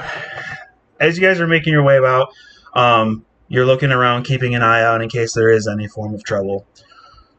Suddenly, you start getting an odd sense from the air around you. It suddenly feels like there's something above you, and you're very quickly you detect that there is something magical coming for you. Something directly overhead and dangerous, right, like directly right over the top of your cart, as if something's about to explode, and you are the only one that can detect it. Who's driving the cart? I think Jean can, if no one else wants to. I think you have the best animal handling. Yeah. I mean, So yeah, I would I say have you. an additional 0. Oh, there was half- someone I that have had. half proficiency in it, but And me, maybe. Hold on. well, that's more like if you Animal wanna do handling is stunts. +2 for me. I don't think I have a bonus to mine. Yeah, I have a -1 to mine, so. Yeah, you have the best. Do you want me to roll for it, or am I just controlling the fucking cart? I'm just trying to figure out who is actually driving. Am I driving? Am I driving? Like typically, Wasn't any it the- character can drive a cart, but then when it comes to doing stunts, that's when you want your animal handling. Alright, Okay. so. Tokyo drift the cart. Yeah, so. What's next? Just see your horse cart just drifting Do a across flip. the desert. Do a flip. Do a kickflip. Kick up the horse. Kick up the horse. Oh my Um, god, no. So again, Amaril, you're detecting this, and it's very quick too. What are you gonna do? I'm gonna yell at Pipa to speed up and turn. Okay, What do you mean turn? Just do it. Left or right? Pippa. Either one. Pippa, Okay. make an animal handling check. Oh god. Oh god! We're gonna crash and die! 9. The horses just kind of like it's you in a panic. You just kind of reel up, and then try to like you try to like get them to turn in a panic, and they stop. They slow down for a moment, and then just start meandering to the left a little bit.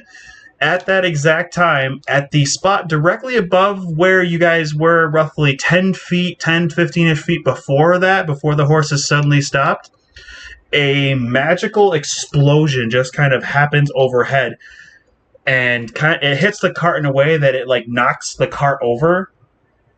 A bunch of you all just kind of start flopping around inside there, except for Pipa, who kind of falls free of the cart since she was outside driving. In that moment, because of the massive explosion within your vicinity and from the cart, you got... Everyone takes a total of 6 damage from the magical explosion being only 10, 15 feet away, as well as the cart toppling over, causing a form of bludgeoning damage. So just a total of 6 damage. Okay. I think I missed when we acquired the cart, but are we talking like a carriage or? It's a carriage with a back door that has like a window so you can see out the back of it. Okay. So not like, what's that game? The Oregon Trail? Not an Oregon Trail wagon? Oh, okay, yeah, I know what you're talking about. Not necessarily. It's the one that was from your very first mission. The one that looked like it used to be a fancy cart, but got owned by goblins that beat up. But now it's been all fixed up and repaired for you guys, and now you guys just use it. It's that one. Was Amaril riding shotgun? Because if not, then Jean probably would be up in the front with the driver as like a co-pilot. I would have to be, wouldn't I? To see it? No, it was something you sensed. You didn't see anything. You Okay. felt it, basically. That's why I had you do the Arcana check. You felt something was like in the air. Okay. But no matter where you guys were all sitting, everyone took the same amount of damage. I'm not going to go and say, "Oh, you smashed your head against this board, so you took this much more." No, I'm not. So everyone just took a flat rate of 6, including Val, who I need to actually. So if Moon hit his head, does that mean he gets like another -1 to intelligence? No. Okay. But if you would like me to be that specific for your character, Oh, I no, can. absolutely not. Absolutely not. -1 is bad enough. He's fucking loopy enough as it is. In the bit of a daze, you guys all manage to come to. You get out of the cart. The horses are managing to all stand back up. They've kind of like come loose from the straps and whatnot. As you all go around, you're trying to figure out what caused that explosion. The bit of a fire that happened is starting to peter out a little bit. I need perception rolls from either two of you or one of you with advantage for this. I will do one. I've had shitty rolls, goddammit. Do you really want me to do it? Try it with advantage. Right-click your perception and click advantage and then hit roll. Am I allowed to do that? You're not the voice in the sky. What? He said one person with advantage or 2 people. Yeah, because oh. two people can roll because you'd essentially all be looking around. So Hey, whoever, I'm gonna. You want me to roll perception? Yeah, well, I want anyone to. You don't have to if you don't want to. You can tell one of these goobers to do it. I'm gonna. You want Val to help you? Val can do it too. I'll do it. Perception. Because I'm gonna remember that. Yeah, 15. That's respectable. 15. Woo! Did you roll that with advantage? Oh, you. Yeah, with advantage. Wait, so you rolled a 9 and 15? No, a 13 and a 2. Oh. The plus 2 is your modifier. Roll it again. Yeah. Oh. So when you want to roll something with advantage, you right-click like the plus 2, and it'll bring up a little menu. You just click advantage. I thought I The did roll- click. I'm sorry. I thought the I roll did should click look- the advantage. The roll should look like that. I'm sorry. I thought I did do that. No, it's all No, good. you're good. 21. 15. Nice. Okay, well that one's okay. Either way, I still saw something. Pipa, You're looking at the flames, kind of scared for a moment, and then as they're petering away, you see a form floating on what looks like a weird little disc made out of light.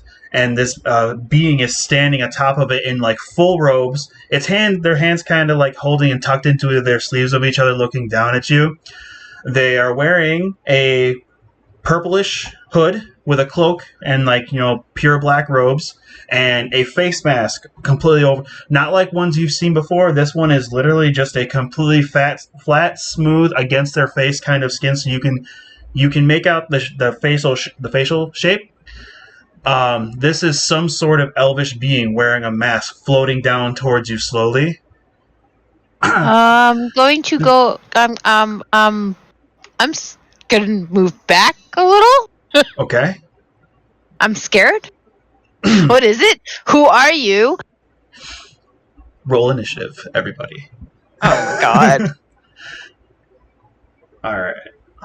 While I bring up the map for y'all.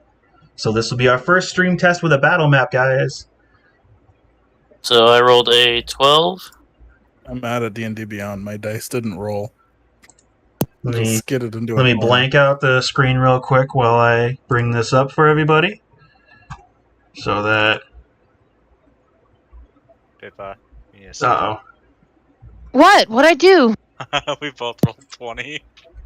I mean, you can go first. I'll go second. Uh-oh, guys. I'm unprepared. What else is new? You're a terrible voice of the sky. Damn. Wow. Damn. Okay, guys. I'm Campaign's rolling over. dice over here. As hands. Campaign's over, everybody. Someone's gonna get punished. We did our best. I've been rolling shit rolls. I'm punishing myself. I've had the last 2 rolls or the last 2 good rolls of the night. Watch, it's gonna be nothing but 9s and fucking 3s. I'm calling it now. Motherfucking snake eyes! That means I win, right? Yes. Cool. Sid? There you go. Yes. It's a very simple, basic battle map because you guys are in the middle of the desert. I just added a couple dunes just for some, something on the screen. Did you just bring? So the dunes aren't. Aren't actually there. They're supposed to be in a way that looks like might have been a path happening, but there's no path happening. Okay. All right, let me write down all your initiative rolls. I called it Darude Sandstorm because I'm a fucking idiot.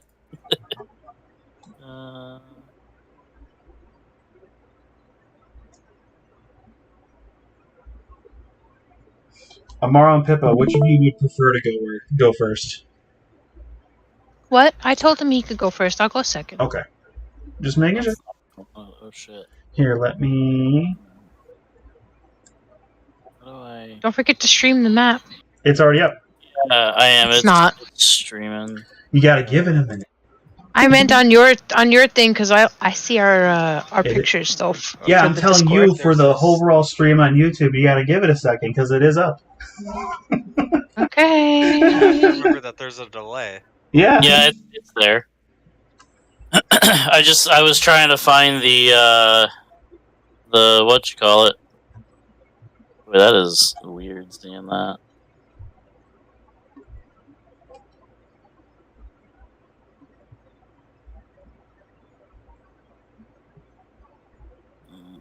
I'm sorely tempted to draw a penis.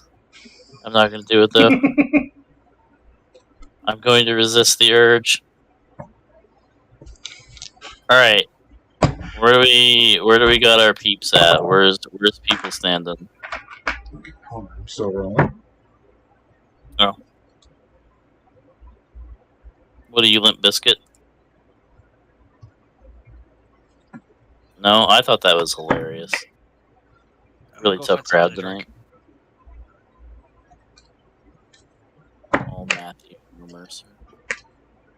Is your name really Matthew, John? Yep. Oh. The grand secret's been given away. Giving out his name, how dare.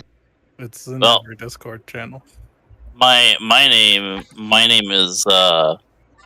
is Joseph. So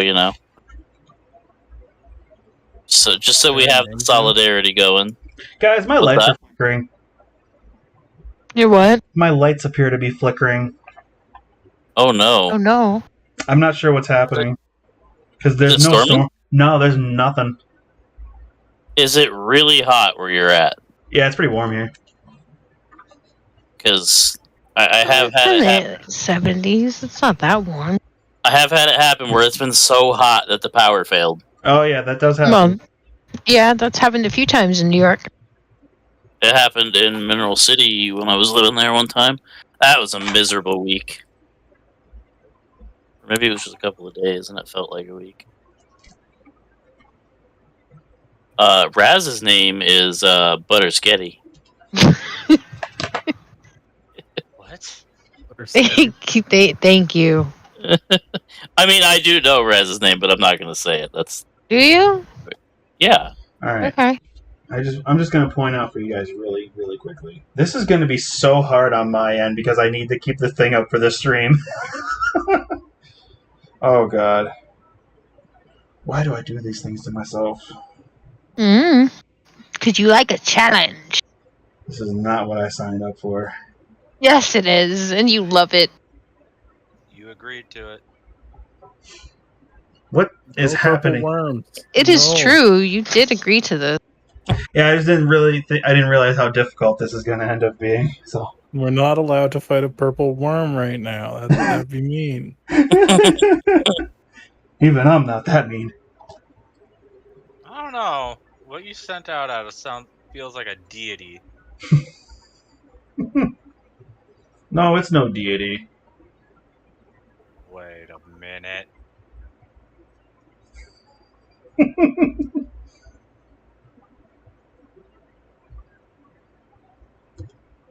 It's just a happy little worm. He's come to help our combat.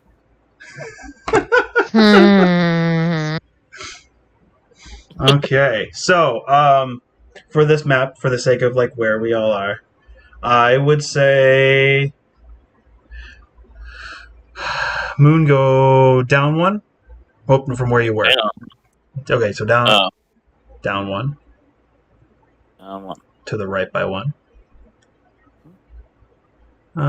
Maybe down one more. I would say right there is where the cart is. Well, that's where the card is. I would say that's where the cart is. Okay. Shit. Get out of here, little dots. Want you? Forget about the dot on the bottom. Oh, never mind. No, that was a reference point. I needed that to know where. Oh, I thought the cart was up one. Never mind. No, it's right here. Okay. I think. Oh, for reference, all the tiles on this board represent 5 feet. Okay. You gotta draw the horses too, Sid. Or Moon. Do I need to draw the horses? Yes, you need to draw the horses too. You can make stick figure horses. He's got this.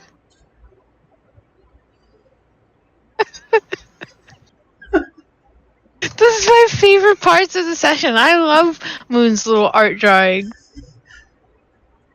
Masterpieces.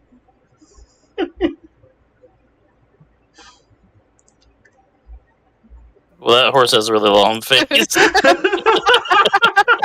didn't need to do that. There we go. That horse is special. Alright. He's just a happy little guy.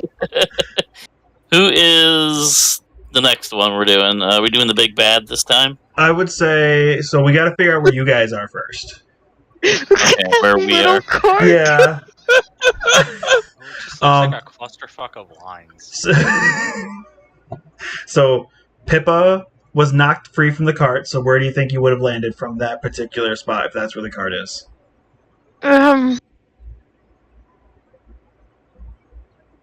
Over to the left from where your cursor is, Sid. Right here? Yep. Okay. Make sure it's little.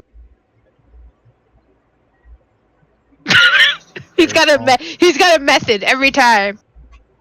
Super tiny. Make it so the kids back home can see it. Oh, Pippa.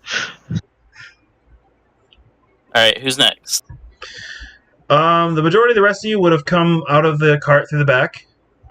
So anywhere along those tiles to, I would say, let's say the right of that. That's where So, right about. you would right all about basically be like, everyone would be in that general vicinity. So everyone can feel free to pick out where you'd be. I'll pick where Val is last. I'll let you guys all go first where you want to be. You can't see, you can barely fucking see it in the stream. Really? You might have to, you might have to find a new method for Pippa. Make her slightly bigger. I can see it. This looks like a little pink dot. Yeah. It's a little star. What are you talking about? It's a little pink dot. How are It's you a little missing pink- on a brown background?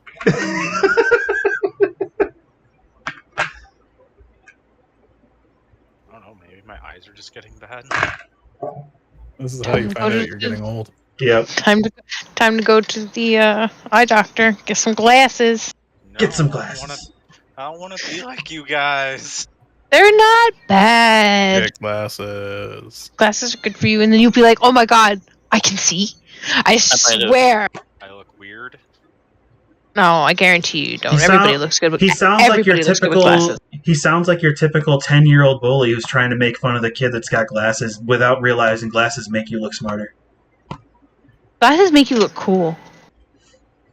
Gotta get some nice, cool, fancy, like emo rimmed style ones. You know what I mean? When I was in high school, my first girlfriend would wear glasses frames. Yeah, that See, was Okay. people. that was a common People thing. wanted Who's- glasses so bad they were Go to- pretending to wear glasses. Go to the theaters, Alright, get some so 3D glasses, Sean? and just punch out the little weird lenses and just wear just the frames of the 3D glasses. Jean, where are you at? Put me 2 squares of the left from you. 1, 2, so here? Oui, monsieur. Okay. Oops.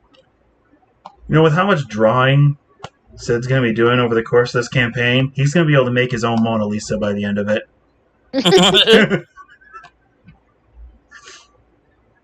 Long neck. That's what the height is. It's on the neck.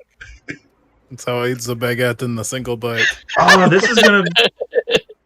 Oh, my God. You said you wear a hat, don't you? No, you know what? Whatever. You We're took just- Raoul's hat. Yeah, but you wear a hat, don't you? We're just gonna curious George and No. shit right now. Oh my god. There we go. For some reason, I always picture Jean with a hat of some sort, too. Yeah, I do as well.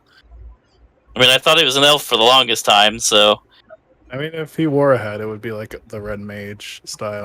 Yeah, that's think the way- exactly what I imagine. I think the way we're gonna do this is Moon could be talking about all this stuff in hindsight. Moon's the one drawing the maps of what happened. Also, Pippa is right here. Yep. I know where I am. I don't know why Amaril. anybody else doesn't know where I am. Amaril said he couldn't I see know her. where you are. No, I said you could barely see her. Oh, barely. Oh yeah, she's right there though. Anyways, Amaril, where are you at? I'm gonna make you wait, no, that's Probably in the middle. where? Between you guys.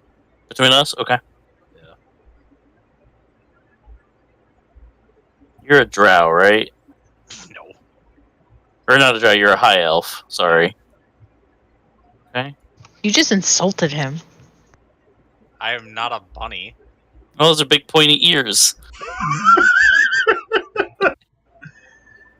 Looks like a goblin. Yeah.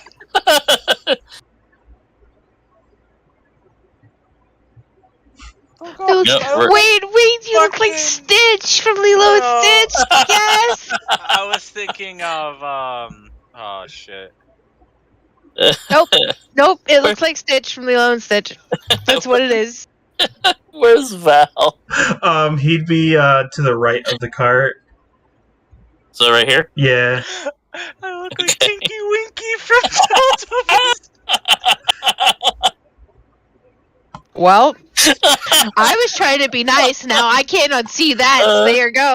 Thought No, you that's not said, even what I was going for. I thought you said pinky. Yeah, I was like, that's not pinky. We're not pinky in the brain. Okay. Do you have a color you want? Oh, I didn't ask anybody else for their color, so we're gonna go with magenta. Okay.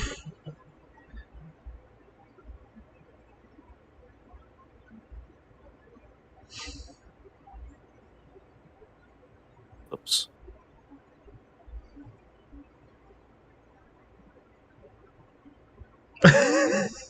All right. So this figure that you would see coming down from on this, like I said, on a floating disc of a sort, would be they'd be, I'd say, close to the top of the map. I want to say. So like up here. Yeah, up there. This guy, you said It he's is in a- a purple robe. It is Excuse a me. robe. They are in a black and purple robe Black and purple robe. Okay, where is he at? towards the top of the map. So here? Yeah. Okay.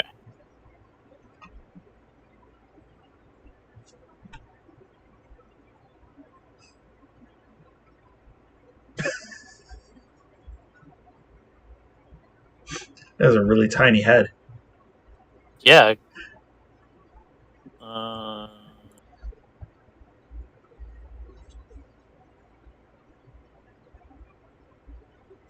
You said he's on a float, like a floating disc. Yep. It's not a very big one. It's like one of those. Yep. That's like the perfect size right there. I'm gonna make his head slightly larger, though. It does look a little bit ridiculous now that I think about it. There we go. Shit. Yeah.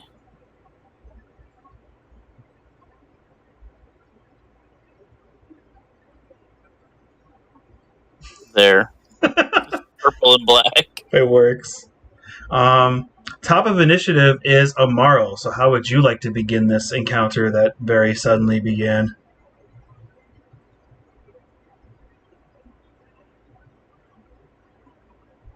Tomorrow? I don't know.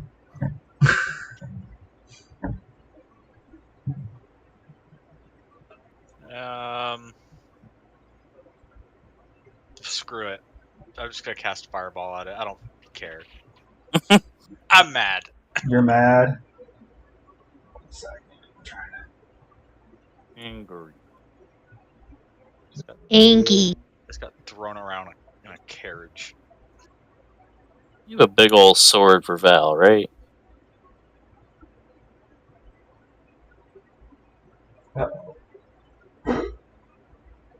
There we go. That's his sword. Where'd it go? You talking to me? It's right there. Up into some nice Metal Gear. There we go. DM can't find his character sheet. We win. I found it.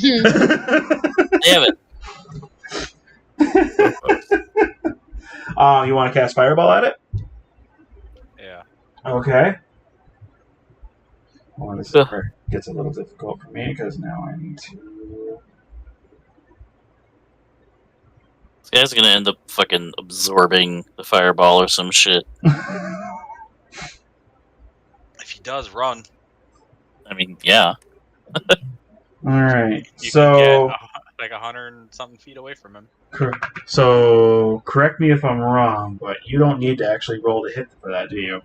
Nope, you need to roll a dex save. A dex save. Okay. Do.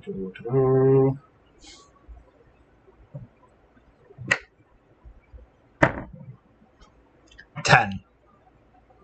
You take full damage. Take full damage. How much damage? 28. 28. Christ.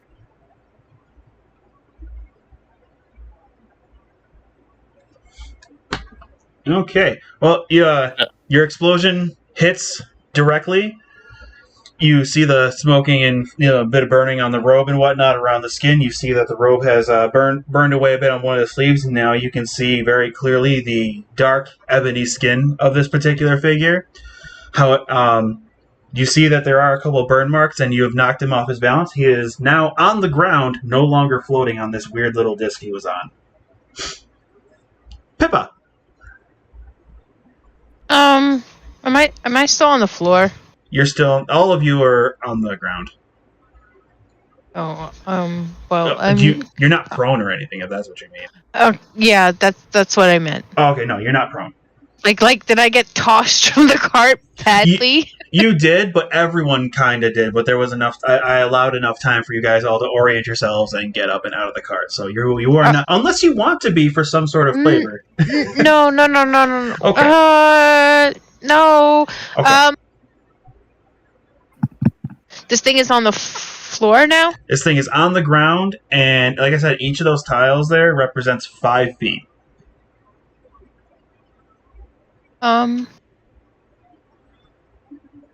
You said I can turn into animals now, right? I'm gonna turn. You can use your beast form, yes. I would like to do that. Okay. Turn into my wolf Turn into your wolf. and growl at it. Okay. Wait. I don't know. Wait, hold on. What does the wolf do?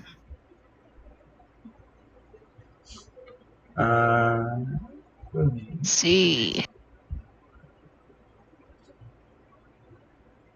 I can bite it. Okay. Cool. I believe you need to roll to hit, though. Are you you need- Druid? Huh? Wait. No.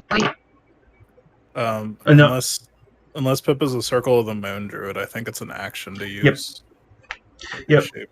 Yep. I don't remember what circle I decided on. I think it was the travel one. So to transform is an action, and you can move. And then your following turn you can bite. Okay, well then I'm just gonna turn into the wolf and stay put. Okay. So you guys see as she goes and gets down on all fours and grows even more fur, and you see the shape of a fairly good-sized, angry-looking wolf, similar to ones that you have encountered, except there are very strangely Pippa's horns from her normal satyr form are still sprouting out. So you see a wolf that looks almost like it's partially a deer. That's what it looks like in front of you right now. It's just got the antlers still. You can tell it's Pippa because of the antlers. Her unique little bit of flavor on her transformations. You picked Yeah. Circle of Dreams. Yes, I did. Thank you. And then you are transformed, and you can still move if you wish. No, I will stay. You'll stay put? Oh, well, no. Maybe I'll move up 1 square. Okay.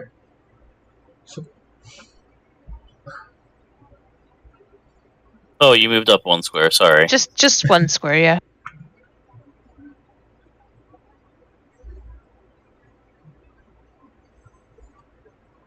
There we go.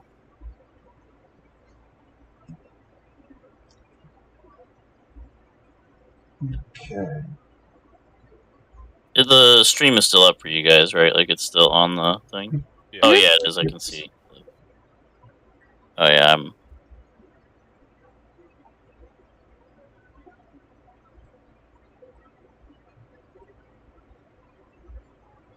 Alright, 1 second, guys. Sorry.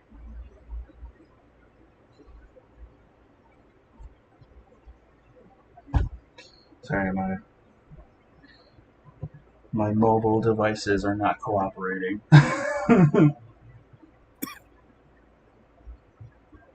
Not the mobile devices. Oh no!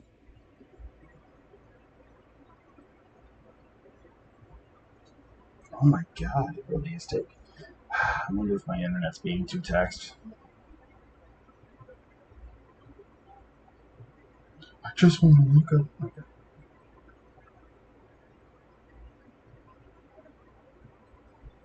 Okay.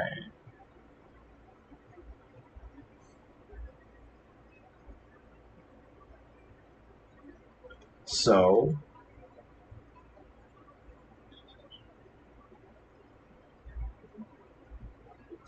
the wizard is now this floating form's turn, and he is going to simply approach all of you by walking directly up. He has a speed of 30, so he basically can just walk right up to you guys. So he'd be like, he's going to move up to the block just in front of Jean, and he's going to just laugh at all of you, put his hands together, and everyone, I believe, will need to make a Constitution saving throw. Wasn't he just prone? No, he's just he's not on the disc. He's like standing on the ground now. Like I just said, he's no longer on the disc. Oh, okay. Yeah. So he said he's like right up here. Yeah, he's gonna go like right up to you guys, and everyone within a 15-foot radius will have to make a Constitution saving throw. So he's gonna be right in front of Sean there, like the block directly in front of Sean. John. So would I have to make one as well, since I'm over here and he's here? No, he's down one more. One square further. Oh, he's right here? He's right there, right in front of all of you. And okay. So actually, I think would I be out of that range? I don't think you're out of that range. It doesn't look like it. Okay. Right? Am I wrong? He's No, not. Huh? He's inside the range. Okay. It depends. Are these 10-foot squares or 5-foot squares? 5. 5 foot. 5? Okay. Yeah, I'm pretty sure everyone's within range of that, right? Mm-hmm. Okay. So Constitution. I got a 17 on my save.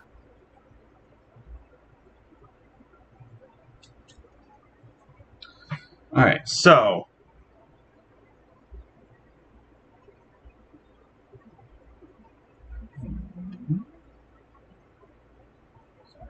math. Fucking math. This is math the game. What do you mean fucking math? It's not wrong. Okay, what the fuck? First, my character sheet doesn't say what it means. Alright, I'm gonna say anyone above that rolled above 10 succeeded. I'm just gonna say that because for some reason it's not on here. So, anyone I rolled above... a 19. anyone that rolled under a 10, you take 2d8 thunder damage and are pushed 10 feet away. He just blasted you all with this massive wave of thunder, and only who was affected? Me and Val. Okay, yeah, Val fell there too. Okay. So me, Jean, and Moon are all safe. Yep, you're all fine. So I need to roll the D. Let me see. Sorry, I'm like jumping way too much shit here. This is gonna be weird. It's gonna say Val rolled this, but it's just a blank dice roll. It's for the NPC, so you guys can see the damage. 10. So Val and Amaril both took 10 damage and are knocked back 10 feet. I'm on the other side of the cart. Yeah, I'm like off the map. It's just the purple one and the magenta one. Mm-hmm.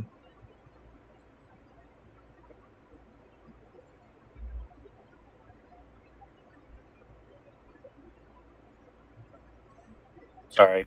And this particular sheet does not have any bonus actions of any kind listed. Everything is just listed as a regular action.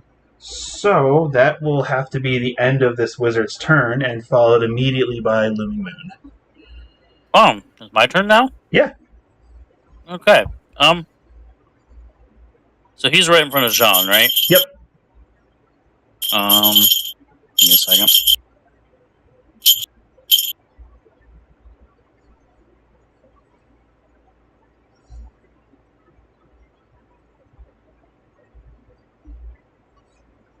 Okay, so I'm going to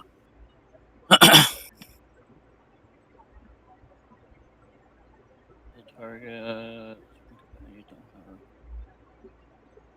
Yeah, I'm going to go up to the wizard, Mm-hmm. and I'm gonna hit him because he's within 5 feet, Yep. and He he's is. not focused on me. No, So he's not.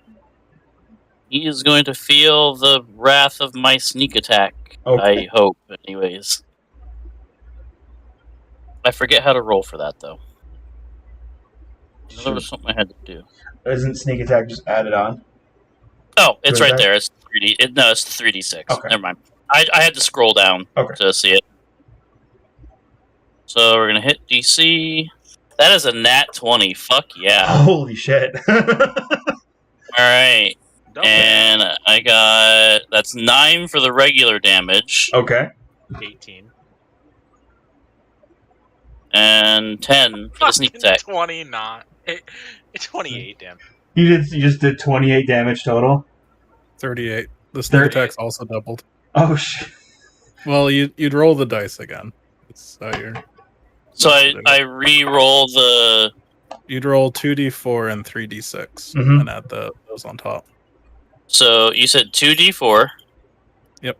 For your dagger crit. And 3 more d6 for your sneak attack crit. Okay. I just rolled it all together. Yep. So it would be 15 plus 10 plus 9. Jesus, that's a lot. 24? 34. Well, 15 and 10, that's 25. So 30, 34.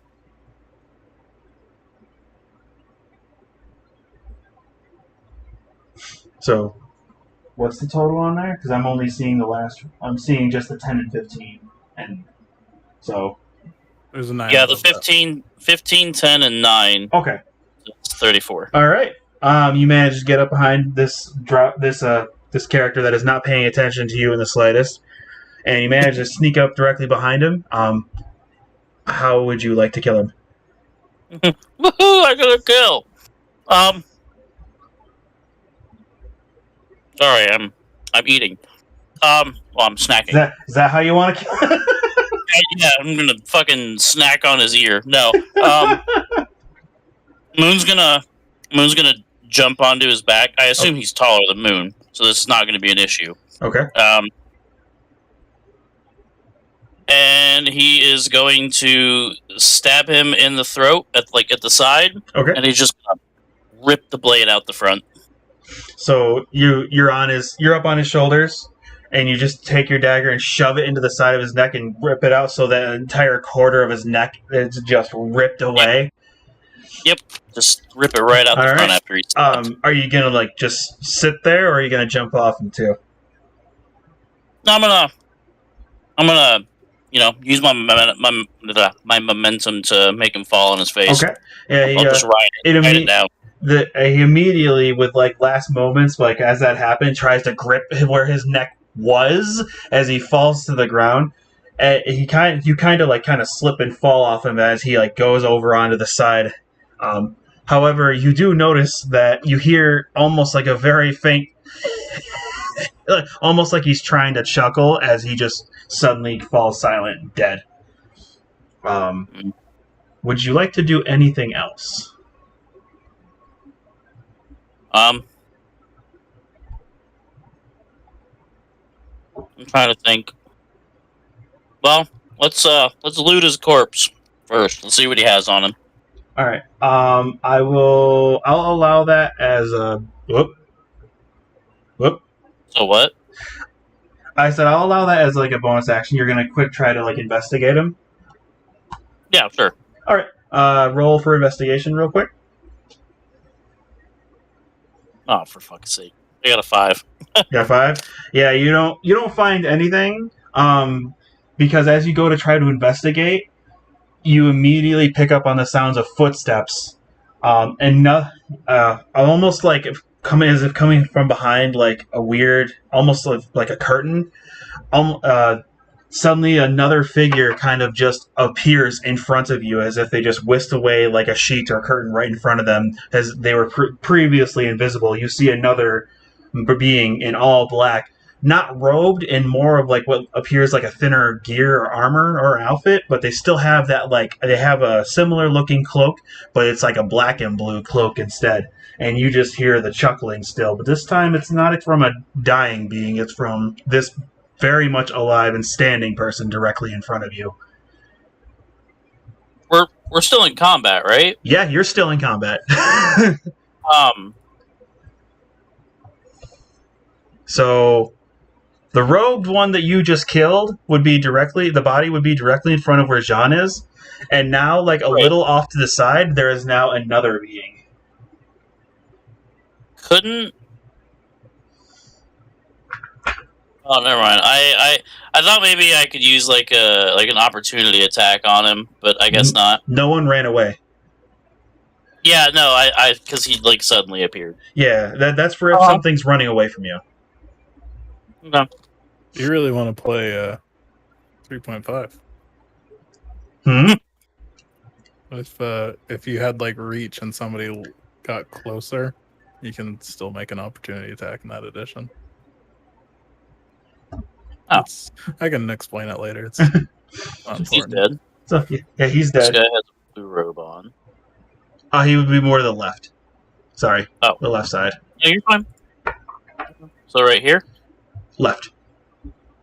Here. Right there. Okay. And then, obviously, you basically moved to in front of Jean where the other person was. I would imagine that's where you are now. Wow, I fucked that up. Oh, he's just a ghost now.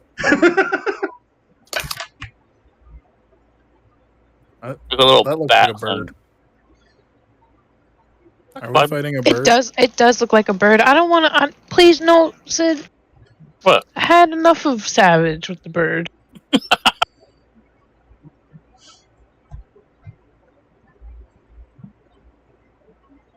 And you said I am now here, so. Yep. Oh, I can't do that because I already saved the picture. I thought we were done. There we go. Now I'm there. All right. As I said, you've already used up your bonus action and whatnot. It is now actually this particular being's turn, too. Oh, no. So they are going to... I can see him, right? You can see him for now. Okay. I'm making sure. He is going to use his action. You're going to see just his hand raise up around you. And suddenly, like, this really big, billowing, like, cloud of black smoke will just appear around you, around all of your friends, in a massive... What is it? Where'd it go?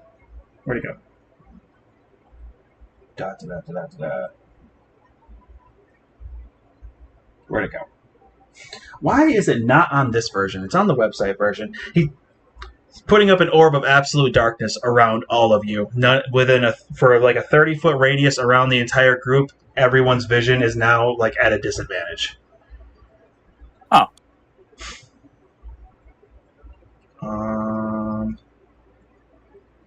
And that is no. No. Who said Within 30 feet? Yeah, it's that blue thing right in front of you. Okay, yeah, no, he's not doing it. No? No. It's a spell, isn't it? It's a racial feat. Oh, is it? Yeah, for some reason it's not popping up on the mobile one, but it's a racial ability, not a spell. Is it from the new book? It's supposed to be, yeah. I really don't know why it's not showing up on here though. It was on the website version. Did you get this from the Monsters of the Multiverse book? It was just on D&D Beyond. Like when I looked up a drow NPC, drow monster.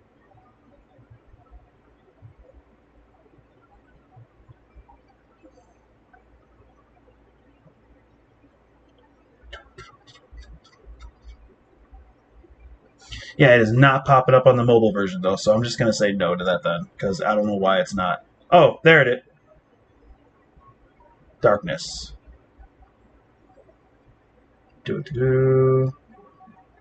Magical darkness spreads from a point you choose within range. Fill a 15-foot radius out of the wrong side. Darkness spreads around corners. It is a... Oh, no, it is actually a spell. I'm wrong. It's a concentration spell. But it just says last 10 minutes. One action. With a Just says for range area, 60 feet or 15-foot radius sphere. What level is it? It says a second level spell. Alright, then no. Then no. Uh-huh. Counterspell. Oh, you're gonna counterspell it? Okay. Uh-huh. I was like, I'm just sitting here like, why? It's right here. But yeah, on the draw description, it's listed as a As Yeah. a racial? That doesn't make sense. innate spellcasting. Yeah, it's still spellcasting. Okay. Yeah. All right. I misunderstood it then. Like I said, I looked Innate this all up spellcasting Monday. just means that they're not following the normal like statistics for it. Yeah, just all it says for it is 1 a day, though. That's all it says. All right, so you're gonna counterspell it. Uh-huh. Okay, so I don't. Yeah, it means they can cast spells without spell slots. Okay. So they just throw it into a category. All right, and the spell just fails no matter what, right? Unless I think it's level 4 or higher. It says if the creature is casting a spell of 3rd level or lower, its spell fails and has no effect. And if it's above 4th level or higher, then they have to do a DC. Okay. All right, and then I don't believe. So that failed. It has no bonus actions listed, so that is all it attempted to do. That is it.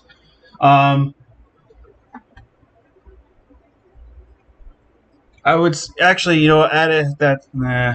I mean, it would make sense for it to try. Since that failed, it would probably try to like backstep a little, like what kind of thing. So I would imagine that it probably like took a backstep at that. Would that trigger attack of opportunity from anything?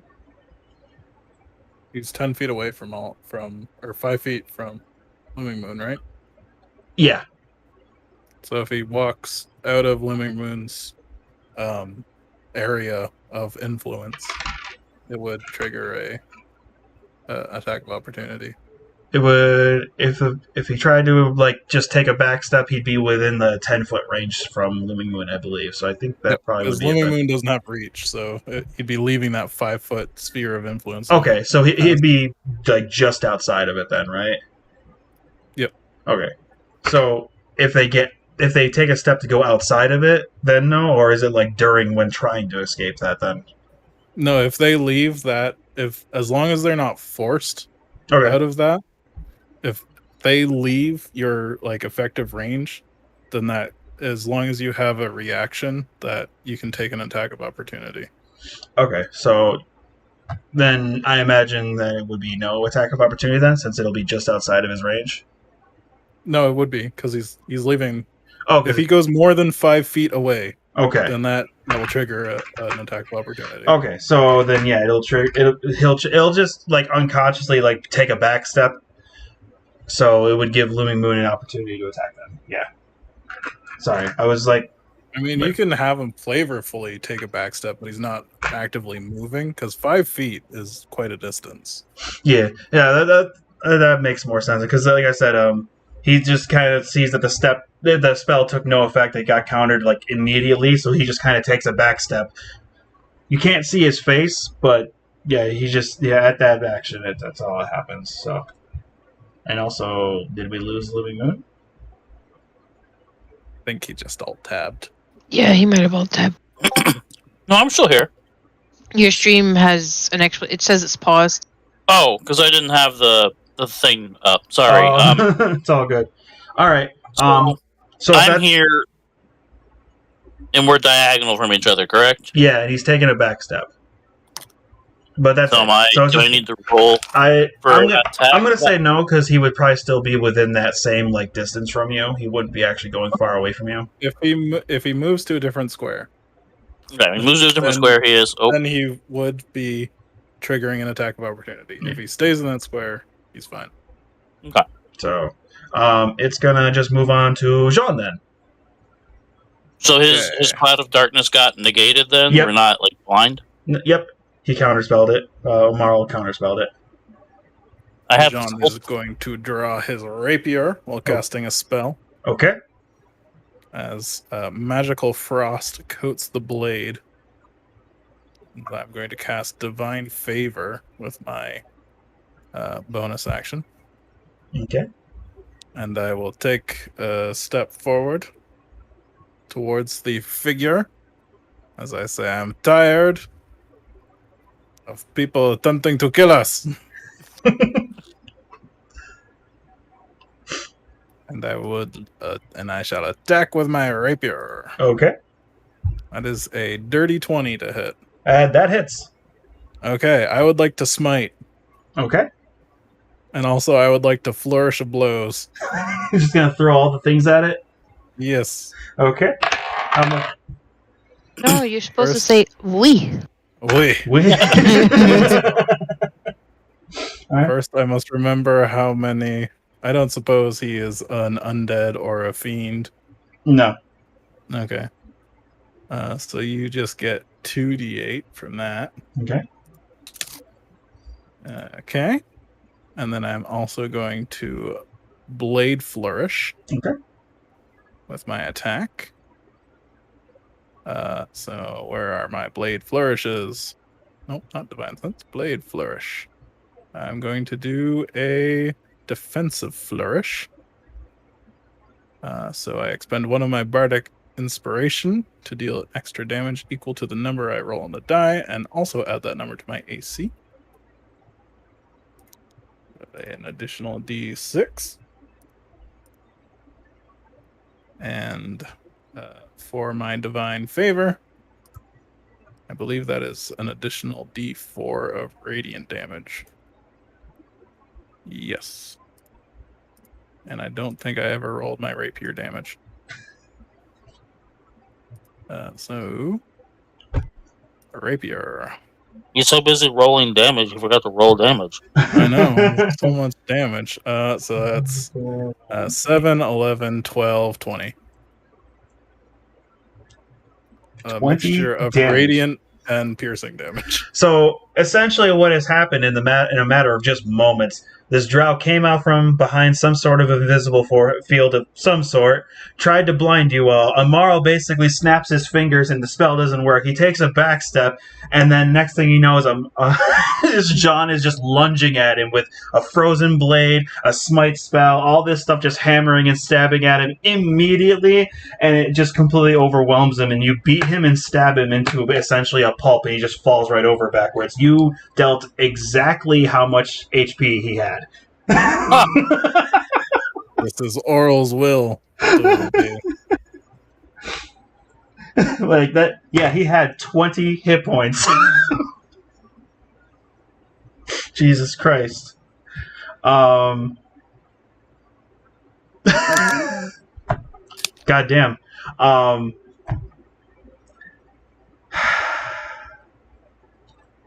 gonna give.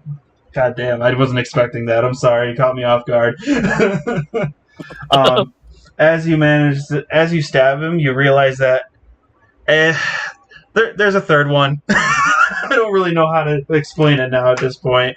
As he kind of falls dead to the ground, Jean, you notice out of the corner of your eye to the opposite side of where, like on map wise, it'd be like 3 blocks over. There's a third one there that has appeared in a very similar fashion. No, to the right. Oh, 1, 2, 3. Yeah. Right here? Yep. Very similar fashion, wearing a very similar looking outfit. The only difference is that their hooded cloak that they are wearing is more of a white and black instead, and they are simply facing you, holding a crossbow out. They're not doing anything. That's just like how they're standing when you see them out of the corner of your eye. So the elephant in the room, this guy ain't got a fucking hood on, right? Yes, has a hood on too. All of them have some sort of hood and cloak on and mask. Just different colors. Make it like slightly off. That's his head. Have little feet. However, Jean, that was your action, bonus action, and movement all done up, right?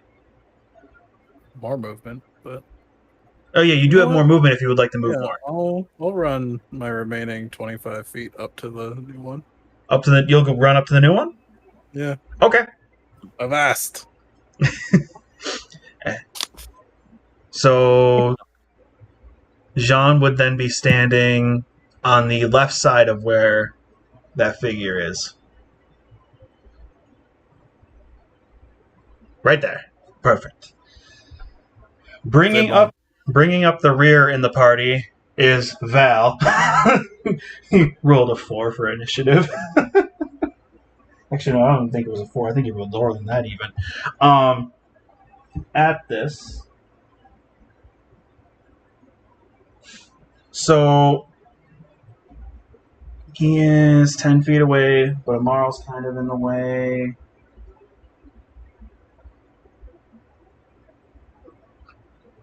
Oh, come on. Why is D&D Beyond gotta be so damn complicated? Okay. I was muted. You're good. You're like right here. So you have like a straight shot to him because Moon's over here. Yeah, I'm a little far away. I'm like off the map. 10, 15, 20. You're only 20 feet away. You said each square is 5 feet. Yeah. 5, 10, 15, 20. You have a movement range of 30. I haven't been able to actually do anything cool with this character yet, so I'm trying to find something cool I can do. Amaral,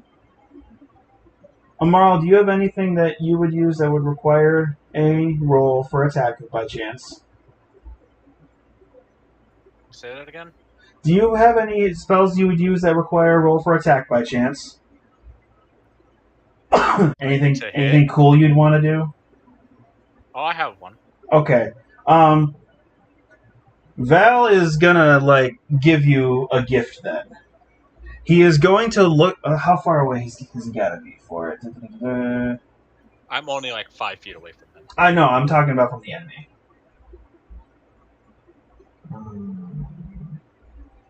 He's 25 feet away from me. Okay, you see plenty of space. So Val is going to literally just look at this enemy, see that everyone is closer to this enemy than he is, and hold his hand up, and suddenly you guys will see these really cool purple flames starting from at this new enemy's feet and going up surrounding its entire body. He has cast a fairy fire on it, and now anyone that goes to hit it will have advantage on attacks. Because it's now easier to see. Let's see. What else can I do? So, like I said, did you remember to roll their dex save against it? Honestly, on the spell, what is fuck? Okay, I just want to say this mobile version is killing me. Dex save of 12. You are correct. I didn't even see that. I just saw the use button. They rolled a 4 plus a 2, so they got a 6 on that dex save. So it worked.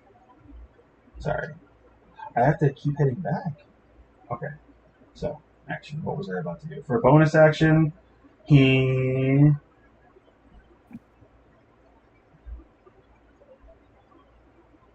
Yeah, he's not going to do anything for bonus action. But for a movement, he will take a step up to not be so far behind. He'll go back up towards where the rest of the party is. Let's see. Is there...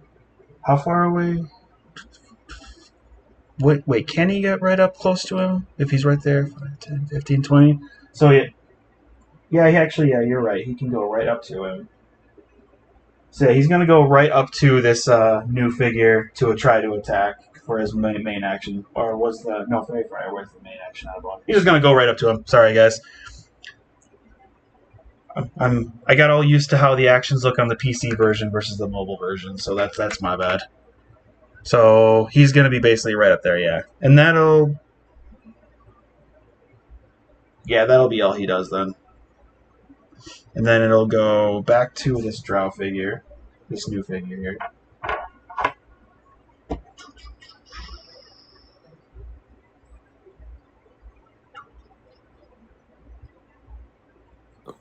So got Jean and Val right up in front of him.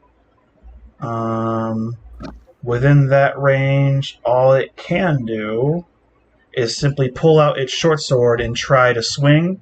And since Jean came at him first after seeing him kill the other figure fairly quickly, he's going to go and try to take a swing. The enemy is going to try to take a swing at Jean really quick. It's going to try to. With just a regular short sword, because that's all it's got. And it rolled a 16 for attack. That's a miss. That's a miss? Alright, he misses. That's all he does. I can... I batted away with my sword defensively into my flourish. After that failed attack, it's going to be Amaril's turn. Alright.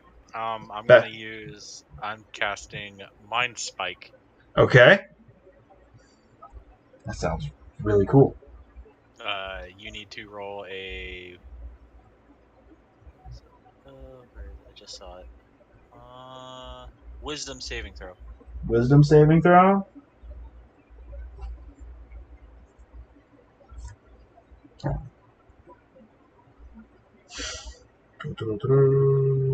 Still, this is a 0 modifier for wisdom. Yeah. What? Here, 20. 25. Right here. 9, because it has no wisdom modifier. Alright. 17 damage. 17 damage? And he can no longer hide from me, invisibility or anything. Nice. Because I just reached into his mind. It's a pretty cool sounding spell, actually. I like that. I like it. Pipa. Yay, it's my turn. I've been sitting here. I'm sorry. Watching my cats. I'm still in wolf form, so where is this thing? Oh man. Right here. Far away. That's Well- only like 20 feet. Yeah. You're pretty I'm- fast as a wolf, too. Yeah, I guess I'll go on over and bite it. Okay. What do I gotta do? How do I do this? It should be under your actions. I don't think the sheet changes, right? No, but it said Yeah, a bite attack bite is a melee +4. weapon attack. Yeah. So So it'd be a d20 plus 4. do I have to manually roll this? Yeah, probably. Yeah. Okay, so d20 plus 4? Mm-hmm. For your to hit.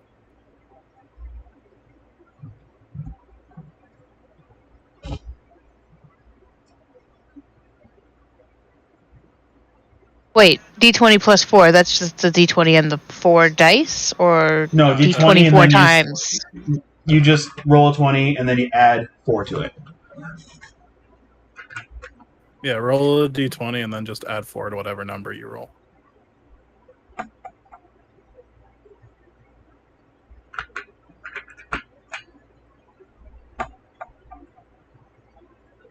I rolled a 15. You got 19. Plus 4 is 19. That definitely hits.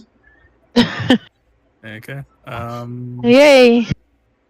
Yeah, 2d4 plus 2 piercing damage.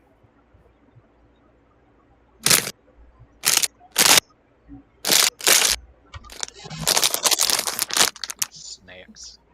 So it's 2d4. That. What do I need to do? Roll 2d4. Oh. And it was plus what again? 2. So 2d4 plus 2? Yeah, and then fun stuff happens after that. Okay. Fun stuff. Oh, by the way, Zell. Hmm. That Did I do that right? Lasts for an hour. Yeah. Damn. Okay. So 8 damage? 10. 10 10. damage? Yeah, 10 is the plus 2. Either way, he dead. So Hooray! how exactly failed would his you like to strength bite save. him? Pippa could have chose to thrown or knocked him prone. Oh, he's got. Oh, I'm gonna go for the closest thing that I can bite. I'll go for his jugular. I don't know. Go for his. Right for the throat. I love it. So, like, in between, like, Val and Jean both there, about, like, essentially surrounding this guy in a couple spots. And then right in between the two of you just lunges Pipa as this giant wolf and goes straight for this enemy's neck and just bites down on hard, knocking him over on his back. And for a brief moment, you're wondering if she's about to start eating him. But he is dead. Also, you had advantage on that attack from Yeah, you did. Sources. Oh yeah. I'm Like, sorry. No, you're fine. They got I just realized away, that. honestly. Yeah. 19 hit anyway. Roll another d20 to see if you would have gotten a crit. Yeah, fuck it. Roll another 20, see what happens.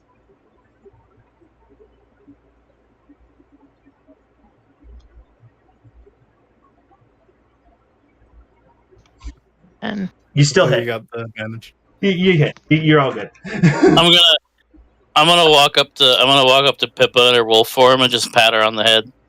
I'm gonna wag my tail. Good dog. Very good dog. Good Pippa. I'm just gonna be leaning on the cart. And I'm gonna clap my hands together, and I'm gonna no Ayla. What are you doing? Don't no. I'm gonna rub. And I'm like, all right, time to search. You want to search them in general?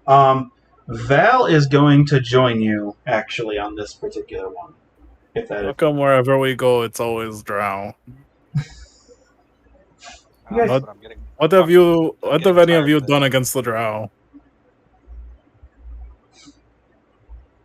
I don't know, Maybe I was. If they don't watch it, I'm gonna consider fucking genocide on their asses. I'm sick of them. Maybe Ixnay on the talking of genocide when there's, Valet right there, Eh? Are you okay, Jean? Are you having a stroke? Oh, it's, it's Faerunian. Oh, I don't know that. I know Abyssal. Yes, that only concerns me slightly. But I'm sure it's fine. All right. So, Isn't that demonic? Moon, Yeah. would you like Val's help in investigation? Because he has a +2 to investigation. Or would you prefer advantage? Yeah, he can. He can help. Okay. I gotta roll. Ayla, you're in the way. Use the mouse. Roll a 6. Hey, give me a second. I gotta use the trackpad because Ayla is in my way. I can't use my mouse. Oh, yeah. You said perception? Investigation. Investigation. I mean, yeah, investigation. That's okay. I got a 19 anyway. 19? All right. So you go around searching all the bodies. The first one you check on is... well, actually, no. Which one would you check on first? I'm gonna check on the one that I killed first. The wizard one?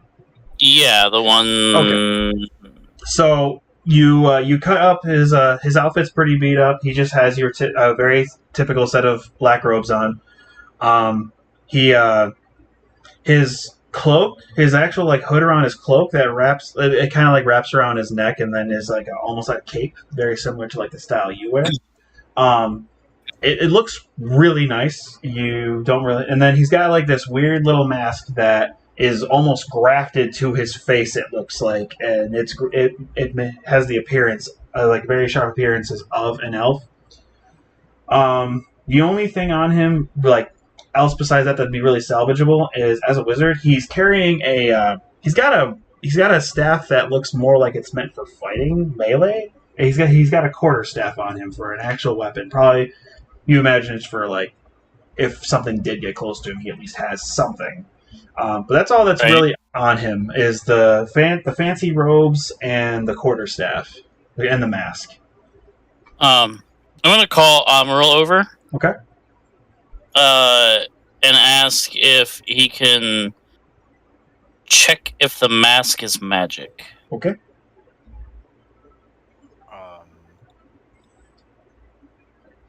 Because I'm going to point out that it looks like it's grafted to his face. And I'm like, well, that's not normal, right? Maybe it's magic? Maybe it's Maybelline? Have you learned the spell yet? No. Okay. Sean's gonna see. Oh, Sean had. I thought it was Amaril, the one with the book. No. Jeez. Sean's really gonna is- walk over, do like the disco like V across the eyes as he casts detect magic. Are you casting it on the mask specifically, or on the person? Neither. I'm casting it on myself. Oh, you are a very magical being, sir. Yeah. Well, no, it's the detect magic you cast on yourself, and then you can see auras of any. Oh, magical okay. item. I misunderstood the spell then. All right. You're able to very quickly determine that the mask is just a mask. There's nothing magical about it. However, his cloak he's wearing, there is some magical properties to him. It has only one ability, and that ability is called. But tell me, I can't figure that out from detect magic. That's a different spell. Oh, that's a different spell. Okay, the cloak is magical. That's it. Yes. That detect magic is a binary spell. Is it magic? Is it not? That's all. Oh, okay. Sorry. Identify is the spell you want. Oh, okay. That's what I'm thinking. I'm sorry. Well, yeah, the mask is not magical. In fact, you're able to perceive right away that you can probably just take that mask right off him. It just looks like it's grafted with how like smooth and to his face it is. It just has that appearance though.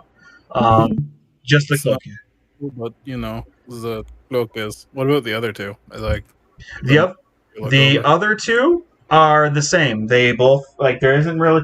I mean, you'd probably be able to pick up on the one that had a crossbow. You'd be able to detect there's a magical power to the bolts he was using. But other than that, the other two, similar thing. You detect a very similar magical aura to all three of their cloaks. They are all wearing magical cloaks. Beyond that, they don't really have anything magic on them. You think we should destroy the bodies? We could just leave them for the carrion birds. I got an idea. It's very sadistic. Do not fireball them. I don't think that's a good idea. It's an intimidation tactic. I'd say leave it for nature to clean up. Yes, I agree with Pipa, the talking wolf now. I mean, bark, bark, bark. Val is going to look. She's so excited. Somebody wants to go for walkies? Come on, let's go for walkies. Bark, bark. Oh yeah, that's a thing to keep in mind with your beast forms, Pippa. You can't talk. You're still you. This is also canon. Somebody fall in a well, girl. What's wrong, Lassie? Oh God, I'm just gonna pin my ears back and can I change back to my normal form? Has she always been able to do that? Slap them all. Also, a couple things. This is for the rest of the party. This is the first time she's ever done this ability. So use that knowledge however you will. But this is the first time that there's suddenly been a random animal in your midst. Since that's the first time Moon has seen her do that, when she transforms back, he's gonna ask her if he could do that as well, since he grew the flower out of the ground. I don't know, Moon. Why didn't you try? I will later. There are more pressing matters at hand. Sorry, but I can't help you with that one. Oh my! Val's gonna walk up to one of the bodies and remove the black and white cloak. So he basically has he already had a cloak on. Now he's wearing this black and white. He's just grabbing this black and white one. He looks over you and basically informs you of if drow have indeed attacked, I should probably cover my face so that I don't look like them. In a drow cloak? That seems like a very good idea. What if there was a mind control spell on there? Well, we don't know what kind of magic zone's that. That could be anything. Could be a tracking spell. It could be, I don't know. mind control spell. It could be an explosion spell. That could be fun.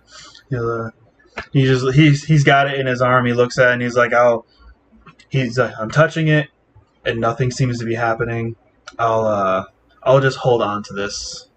Did the cloaks radiate any magic from a specific school?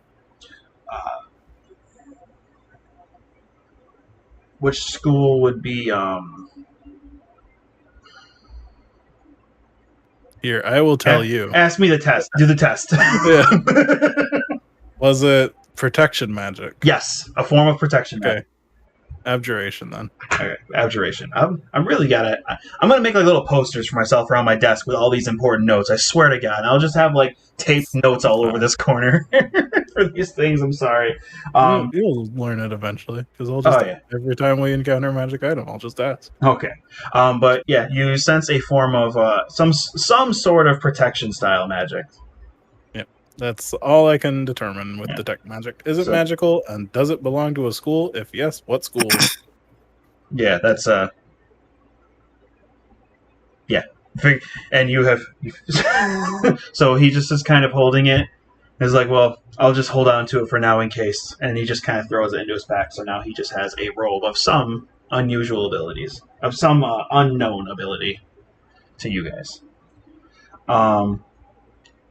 Is there anything else you guys would like to nab while you're here?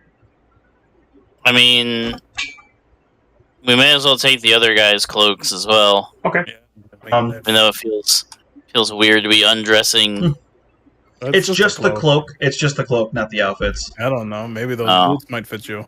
I don't need those boots. Just to keep in mind, Val took the white and black one. The wizard's one is purple and black, and the other one is blue and black. They have a very similar, very similar pattern, to them. They're just different colors. I'll just grab, I guess, the purple and black one. While I'm doing that, I'm gonna ask Amaril what his plan was. The bodies. The intimidation thing. Yeah. Grab a sack, chop their heads off, put the heads in it, and then throw it at the enemy. You know, Amaril, I was thinking the same thing, but I didn't want to be the first to say it. Is that what you guys want to do? I don't want to be part of this. If Moon, if you are down with this, I will help you.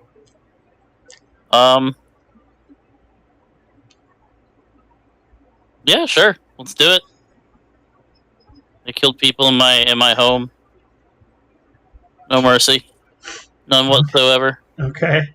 So, Moon's not going to let it show, but he is definitely not happy right now. Okay. I'm physically showing that I am not happy. He's trying to remain his same self. You're chopping up a body's head off with a big old grin on your face. Basically what's happening here. So you guys are going to go through with this and for the extreme intimidation tactics? Mm-hmm. Okay. I think one would be sufficient. I don't think we need all three. Okay. I will say, in all honesty, if we were in person, I would say, okay, you guys have this sack of heads. Just put down that you have this sack of heads in your inventory, and its one use is that it has a chance to give an advantage on an intimidation roll. That just for a side note for it, because I feel like realistically that would terrify somebody. So I can't say for sure that would not work. So make a note that you guys have this abhorrent thing in your inventory is all. My cat just, while asleep, rolled and fell off my desk. We have a sack of noggins. Did anyone want to grab the last of those cloaks, the blue and black one? I'll grab it. Okay. So you have a blue and black cloak of some protective property. Looming Moon has one, and Val has one. Anything else, or you guys think you're all good to continue moving on? No, I think we're ready to continue moving on. Okay. I'm just gonna be like, well, now that the riffraff has been dealt with, let's check the cart for damage. Oh yeah, the cart is on its side, so you guys are going to need to do something about that. Jean, you look like a strapping young, not elf lad. Maybe you could flip it over. Okay, most of my strength comes from acrobatics, but sure. I will allow an advantage roll if you guys wish to just strong arm this. I will allow it, but I would highly recommend someone grab an advantage. 20. Oh, well, 18. He got a 20. What am I rolling for this? I would say this would be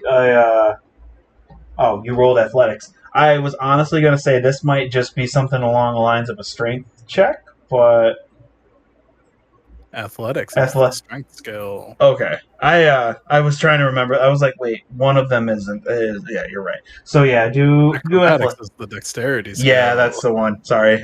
For some reason I always mix them up in my head.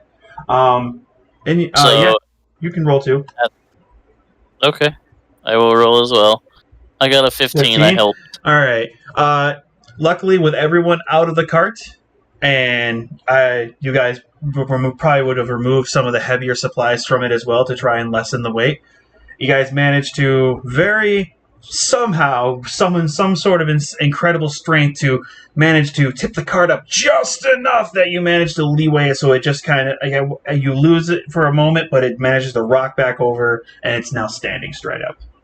It rocks a bit when it goes on towards the other side, but it's not a huge cart, luckily. Nice. I'm just gonna look at them. It's like, why didn't you just use the horses? Hi, Looming. The horse. Was the horse okay? The horses are fine. Excellent. At the beginning of the fight, when the cart tipped over, they managed to come loose the straps. Who knows how to hook the horses up? Oh, you guys want to go through that? Okay. I mean, they have to horses to the cart. Okay. I attached the horses to... Being a young knight. You can't just say, I attach the horses to the cart. You have to actually do it. I do it. I do the thing. I like it. You're just talking about it. Oh, I did it. See, it's done. The horses are now attached to the cart. I imagine it's like one of those. It's like one of those anime scenes where there's like little sparkles in the air, and he's holding his arms out, like, "Look, see, I did it! It's done." Slash show left. Literally. All right, well, you guys all got the cart together. You guys were able to collect yourselves after that sudden battle. And I'll honestly say that for the remainder of the cart trip, I would allow for it to count as a short rest if that would help anybody or benefit anyone, because you're all just sitting in place with the cart, with the horses doing all the work. Does that sound fair to everybody? Yeah. Okay, so if you want to roll a hit die or get some HP back, or if anyone had abilities that require a short rest, there you go. Is anyone going to utilize that?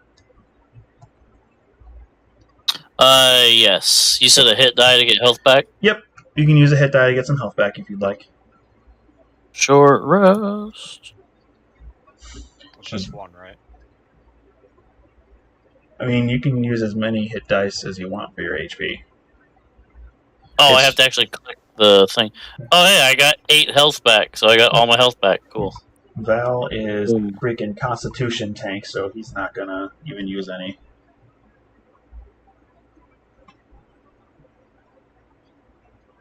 Not sure. It didn't. I overhealed. Is that bad? No. Oh. It's only by 1, too. What do I roll for heal or for health? Your hit die for a wizard I don't. If you press the short rest button, it will pop up with your hit dice for you that you can select how many to roll. You want to roll? Yeah, but that doesn't roll the dice for me. If you select them, it should have like a roll button for you. It doesn't. It just says take short rest. Really? That's so strange. Which version are you on? What do you mean? Are you on mobile or PC version? PC. I'll just roll the dice. Sure. Do you have the automatically apply healing with dice result box checked? Yeah. Okay. I have no idea then. I'm just gonna roll the 5 Yeah, dice. I just have a button that appears whenever I select a dice. Yeah, it Like doesn't- if I fill in one of the boxes, it just pops up with a button to roll. I overhealed. Ew. Oh Jesus! Plus your con. Don't forget that. I don't have a constitution. Wizards.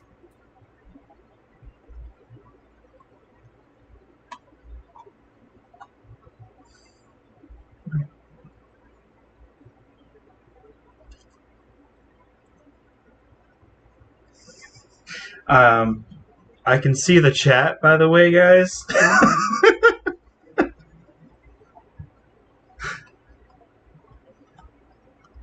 What happened? I, Are you really using a fucking alt? Tab? My school account might be a Google account. Oh, well, this young guy's so strong and handsome. First time we've had a random animal in our group. Eyes, Looming Moon.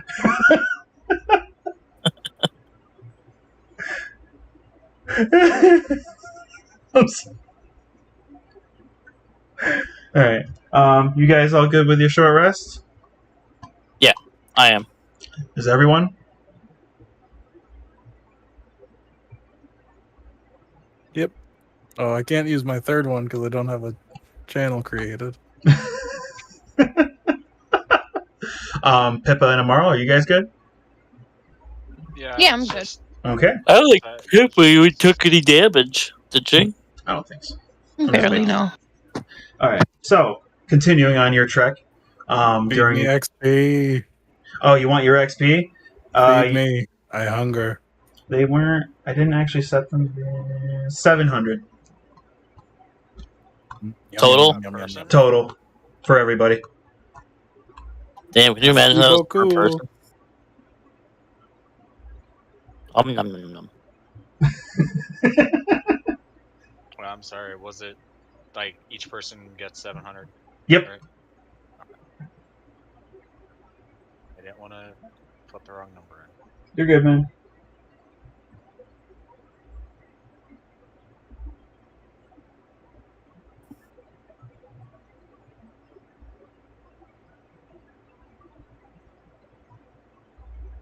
Okay. Alright. During your you guys take your short rest as the horses continue the trek along. It's no more than 2 hours till you start reaching the shoreline. And you're starting to be able to see the smoke a lot, like the smoke pillars and from the island a lot clearer with to see this large islands, this series of islands. Would you all like to exit the cart? Yeah. Okay, so you all exit the cart and start making your way in towards the beach. Looming Moon. Yes. Do you think you would be? You said that your character's trying to like contain your anxiety, essentially. Yeah. I would say at this point, do you think that the closer you get to the island, it'd be a little more difficult? Yeah, a little bit. So do you think you'd be like rushing out first, essentially, towards the beach? Yeah. Okay. So, guys all exit the cart. Looming Moon starts racing towards the beach. Would the rest of the group be trying to follow as close behind as possible? I'm gonna start walking. Okay. John will. John will? Pippa? Yeah. What? Sorry, Would- I was looking at something. Do you think you'd be trying to stick close to Looming Moon as he's like darting towards the shore? No. No? No. You're just gonna stay by the cart? I'm not gonna dart with him. Okay, so you're gonna be basically just walking up with Amaril then. Yeah. Alright. And Val would probably be like somewhere in between there. Like not like running, but like probably a little more. The fact that there have like confirmed some sort of draw attack has definitely like alerted him a little more, so he's gonna be in a little bit more rush, but not running. And my character kind of knows how this is. Okay. Just because it happened to him. Getting to that. You guys make your way toward the shore. Looming Moon. You run and you start. Your pace immediately slows down at the site of the beach. As you can see, the beach you are on, the beach that is closest to you, as well as you're able to see across the water, like all the way across the water to the island, and you can make out the shore along the other side. It's not a very, very big body of water right here. To the island is close. It's close enough that you can see the island clearly, but it's large enough that it's like, hey, take a boat. That kind of. It's not. It's like more like a large canal essentially, but it is the ocean and the islands. The first part of this island that you're able to see is basically the back end of what would be this crescent shape of broken up islands. So you see the largest one right there. You walk up, and as you're running, you slow down almost to a dead stop, and the sight before you pretty much puts you almost into a state of shock, essentially, a complete disbelief and panic and fear, and it's so overwhelming that you drop to your knees right there in the middle of this beach right here. I am going to... So this is the end of the night session, but I'm going to basically one by one for all of you explain exactly what you see and how it might be mentally impacting your individual characters for all of this, for what you see before you. I'm going to start with Amaril. You were walking up slowly with Pipa, and at the sight of all this smoke and flames, you don't necessarily see flames, you see all the smoke and like burnt trees and whatnot across. But it's not, you don't only see that. All of you see bodies. On the side of the beach you were on, you do see a couple here and there. On the opposite side, where you can see the nearest island, you see what used to be a shack, presumably Looming Moon would know that it's a shack where people would go to basically sign out and say, hey, we're borrowing a boat and whatnot. The little shack has been burnt. There's just, cinders there and half of a burnt little wooden shack over there. The port itself is broken off about halfway through. It's 20 foot long. And it's just been broken off and burnt too. And you see a couple boats here and there scattered throughout the water. A couple on your side, only one left on the other side. And you see dead beings, mostly tabaxi. A couple on the shoreline closest to you that are face down in the sand. You see a couple along that pier, that little dock on the other side. You see a couple floating here and there in the water, just floating bodies.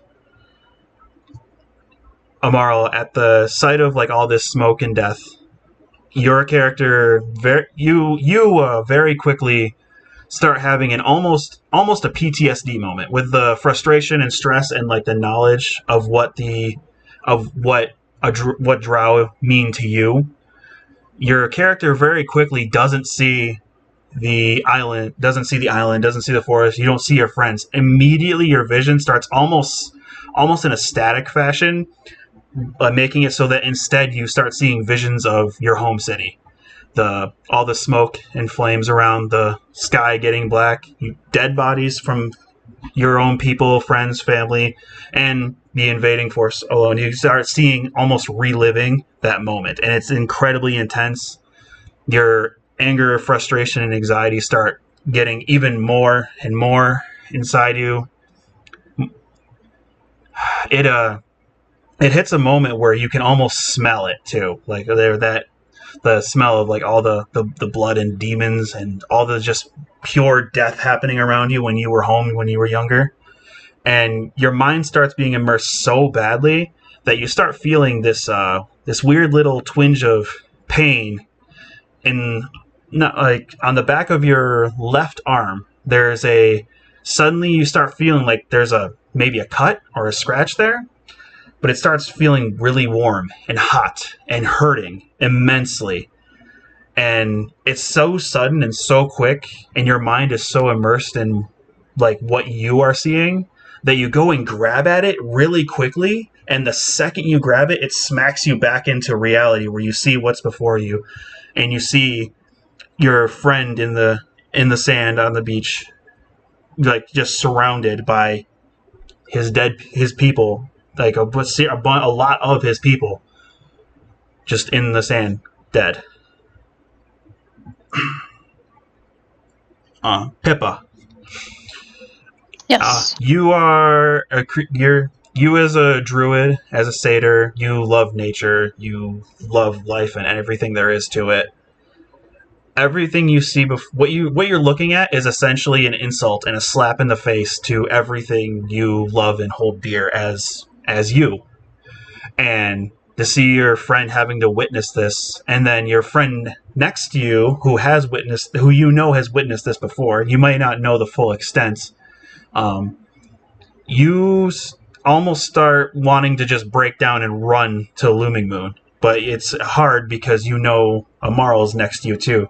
So amidst all the panic and shock and like absolute, like you start to feel almost you feel personally hurt by what you just see, and it's very difficult for you to determine like what you should do right away. Jean, you recently had a dream from your goddess, asking directly if you were going to try to if you would save these people. You didn't know who specifically. You never had a clear image of who or what or where. But seeing this before you, you get the feeling that this has to at least have something to do with it. That your goddess wants you here, or wanted you here. It's hard to say, because you don't know if everyone's dead. You just see all these ones, and you're mixed between determined to follow what your goddess wanted, or worried that you have already failed. You don't know. You genuinely don't know. All you can do is hope for the better one, that there is something here still left to save. Val is angry, furious at the sight of what he sees. He already hates Drow. He never even seemed happy about the idea of the good ones in Modessa. He hates his heritage, hates everything about them, and the sight of this sight before him has him like ready to just burst. Like if he could just jump across the water and go kill whatever did this, he would. Looming Moon, you are essentially as I said, you're essentially in a state of shock. You are on your knees. You can barely focus on the beings around you. You just see the smoke. You can see people floating, and you're hoping and like with every fiber of your being that none of these were anyone you knew, at least, because you knew about what happened on the northern tribe, and they from a distance witnessed that something was happening on the south towards your home tribe as well. But you don't know. You don't know enough. So you're in a panic state, seeing all this and horrified. And what do you think would be your very first thought?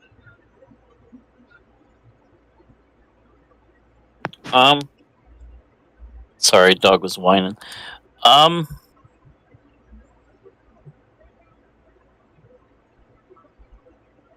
don't know.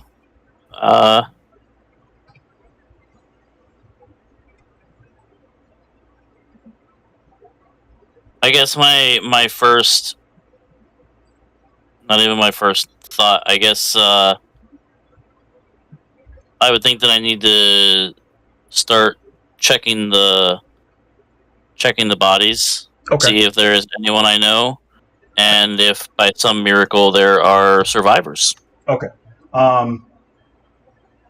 So I will say that in reality, when someone's in that type of state of panic and shock, it would be more difficult to focus and buckle down and search. I would say that you would need somebody to help you. You would need someone to help you for it to be just a straight roll, if that makes any sense. Because this type of stress would definitely put you at a disadvantage in trying to find specifically what you're looking for. On top of the fact that none of your friends would know anyone in particular. So I would say if you need get someone to be able to help you immediately, and it would be a straight investigation roll.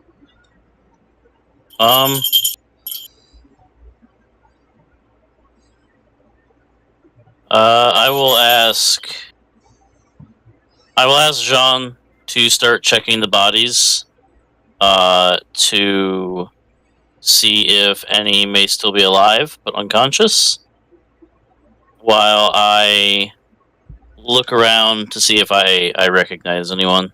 Okay. So you said that's just an investigation? Yep. And a straight roll because of the mental state you'd be in right now. Because you'd be panicking. You'd be panicking, looking, trying to explain or describe people you may know, and it'd be just such a hectic moment that it'd be very difficult to have any sort of advantage in this. Well, I mean, I wouldn't have advantage. It would just be the +2. Yeah, that's what I'm just saying. It wouldn't. Oh, okay, yeah. I rolled a 16. 16? Okay, so, Jean, you'd be helping him, right? Yeah.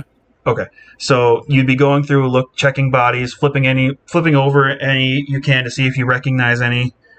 Jean, you'd be much more clear in mind, so you'd be the one to notice the bodies on this side.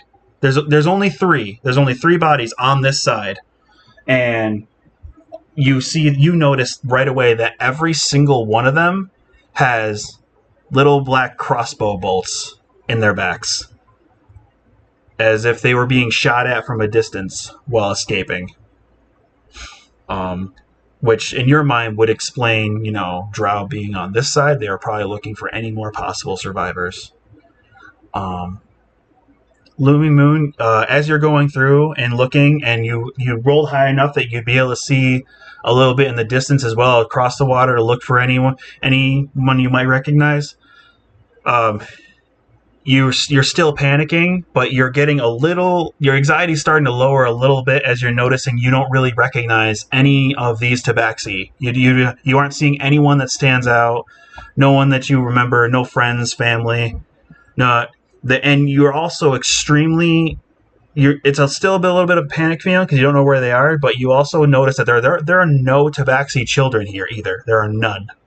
These all look like adults at the very least.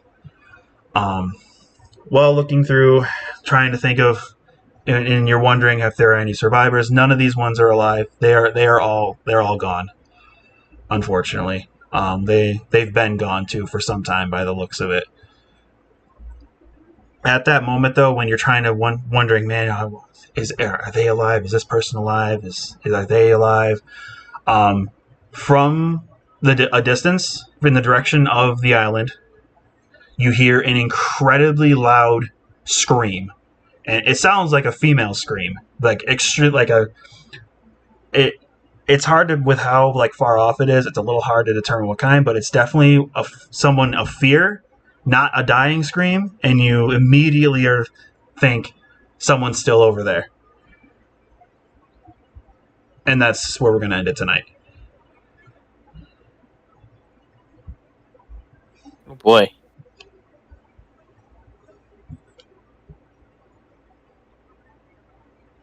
Bring me back to my homeland just to kill all my people. Not all of them. Oh, that's good. You're That's still good, alive. though.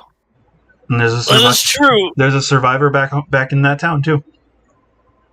That is true. Before we talk about anything, at least me anyway, I gotta let these dogs out because it's been like 4 hours and they haven't been out. So that was the entire session. I'm gonna close the stream. This session actually ended up being longer than I thought it'd be. I'm a little happy that it ended up being longer. I was worried it was gonna be short, but you guys did your typical antics, and I'm very happy about that. Because yeah, but yeah, I'm glad we're streaming this now, guys. Hopefully we can get people to check it out.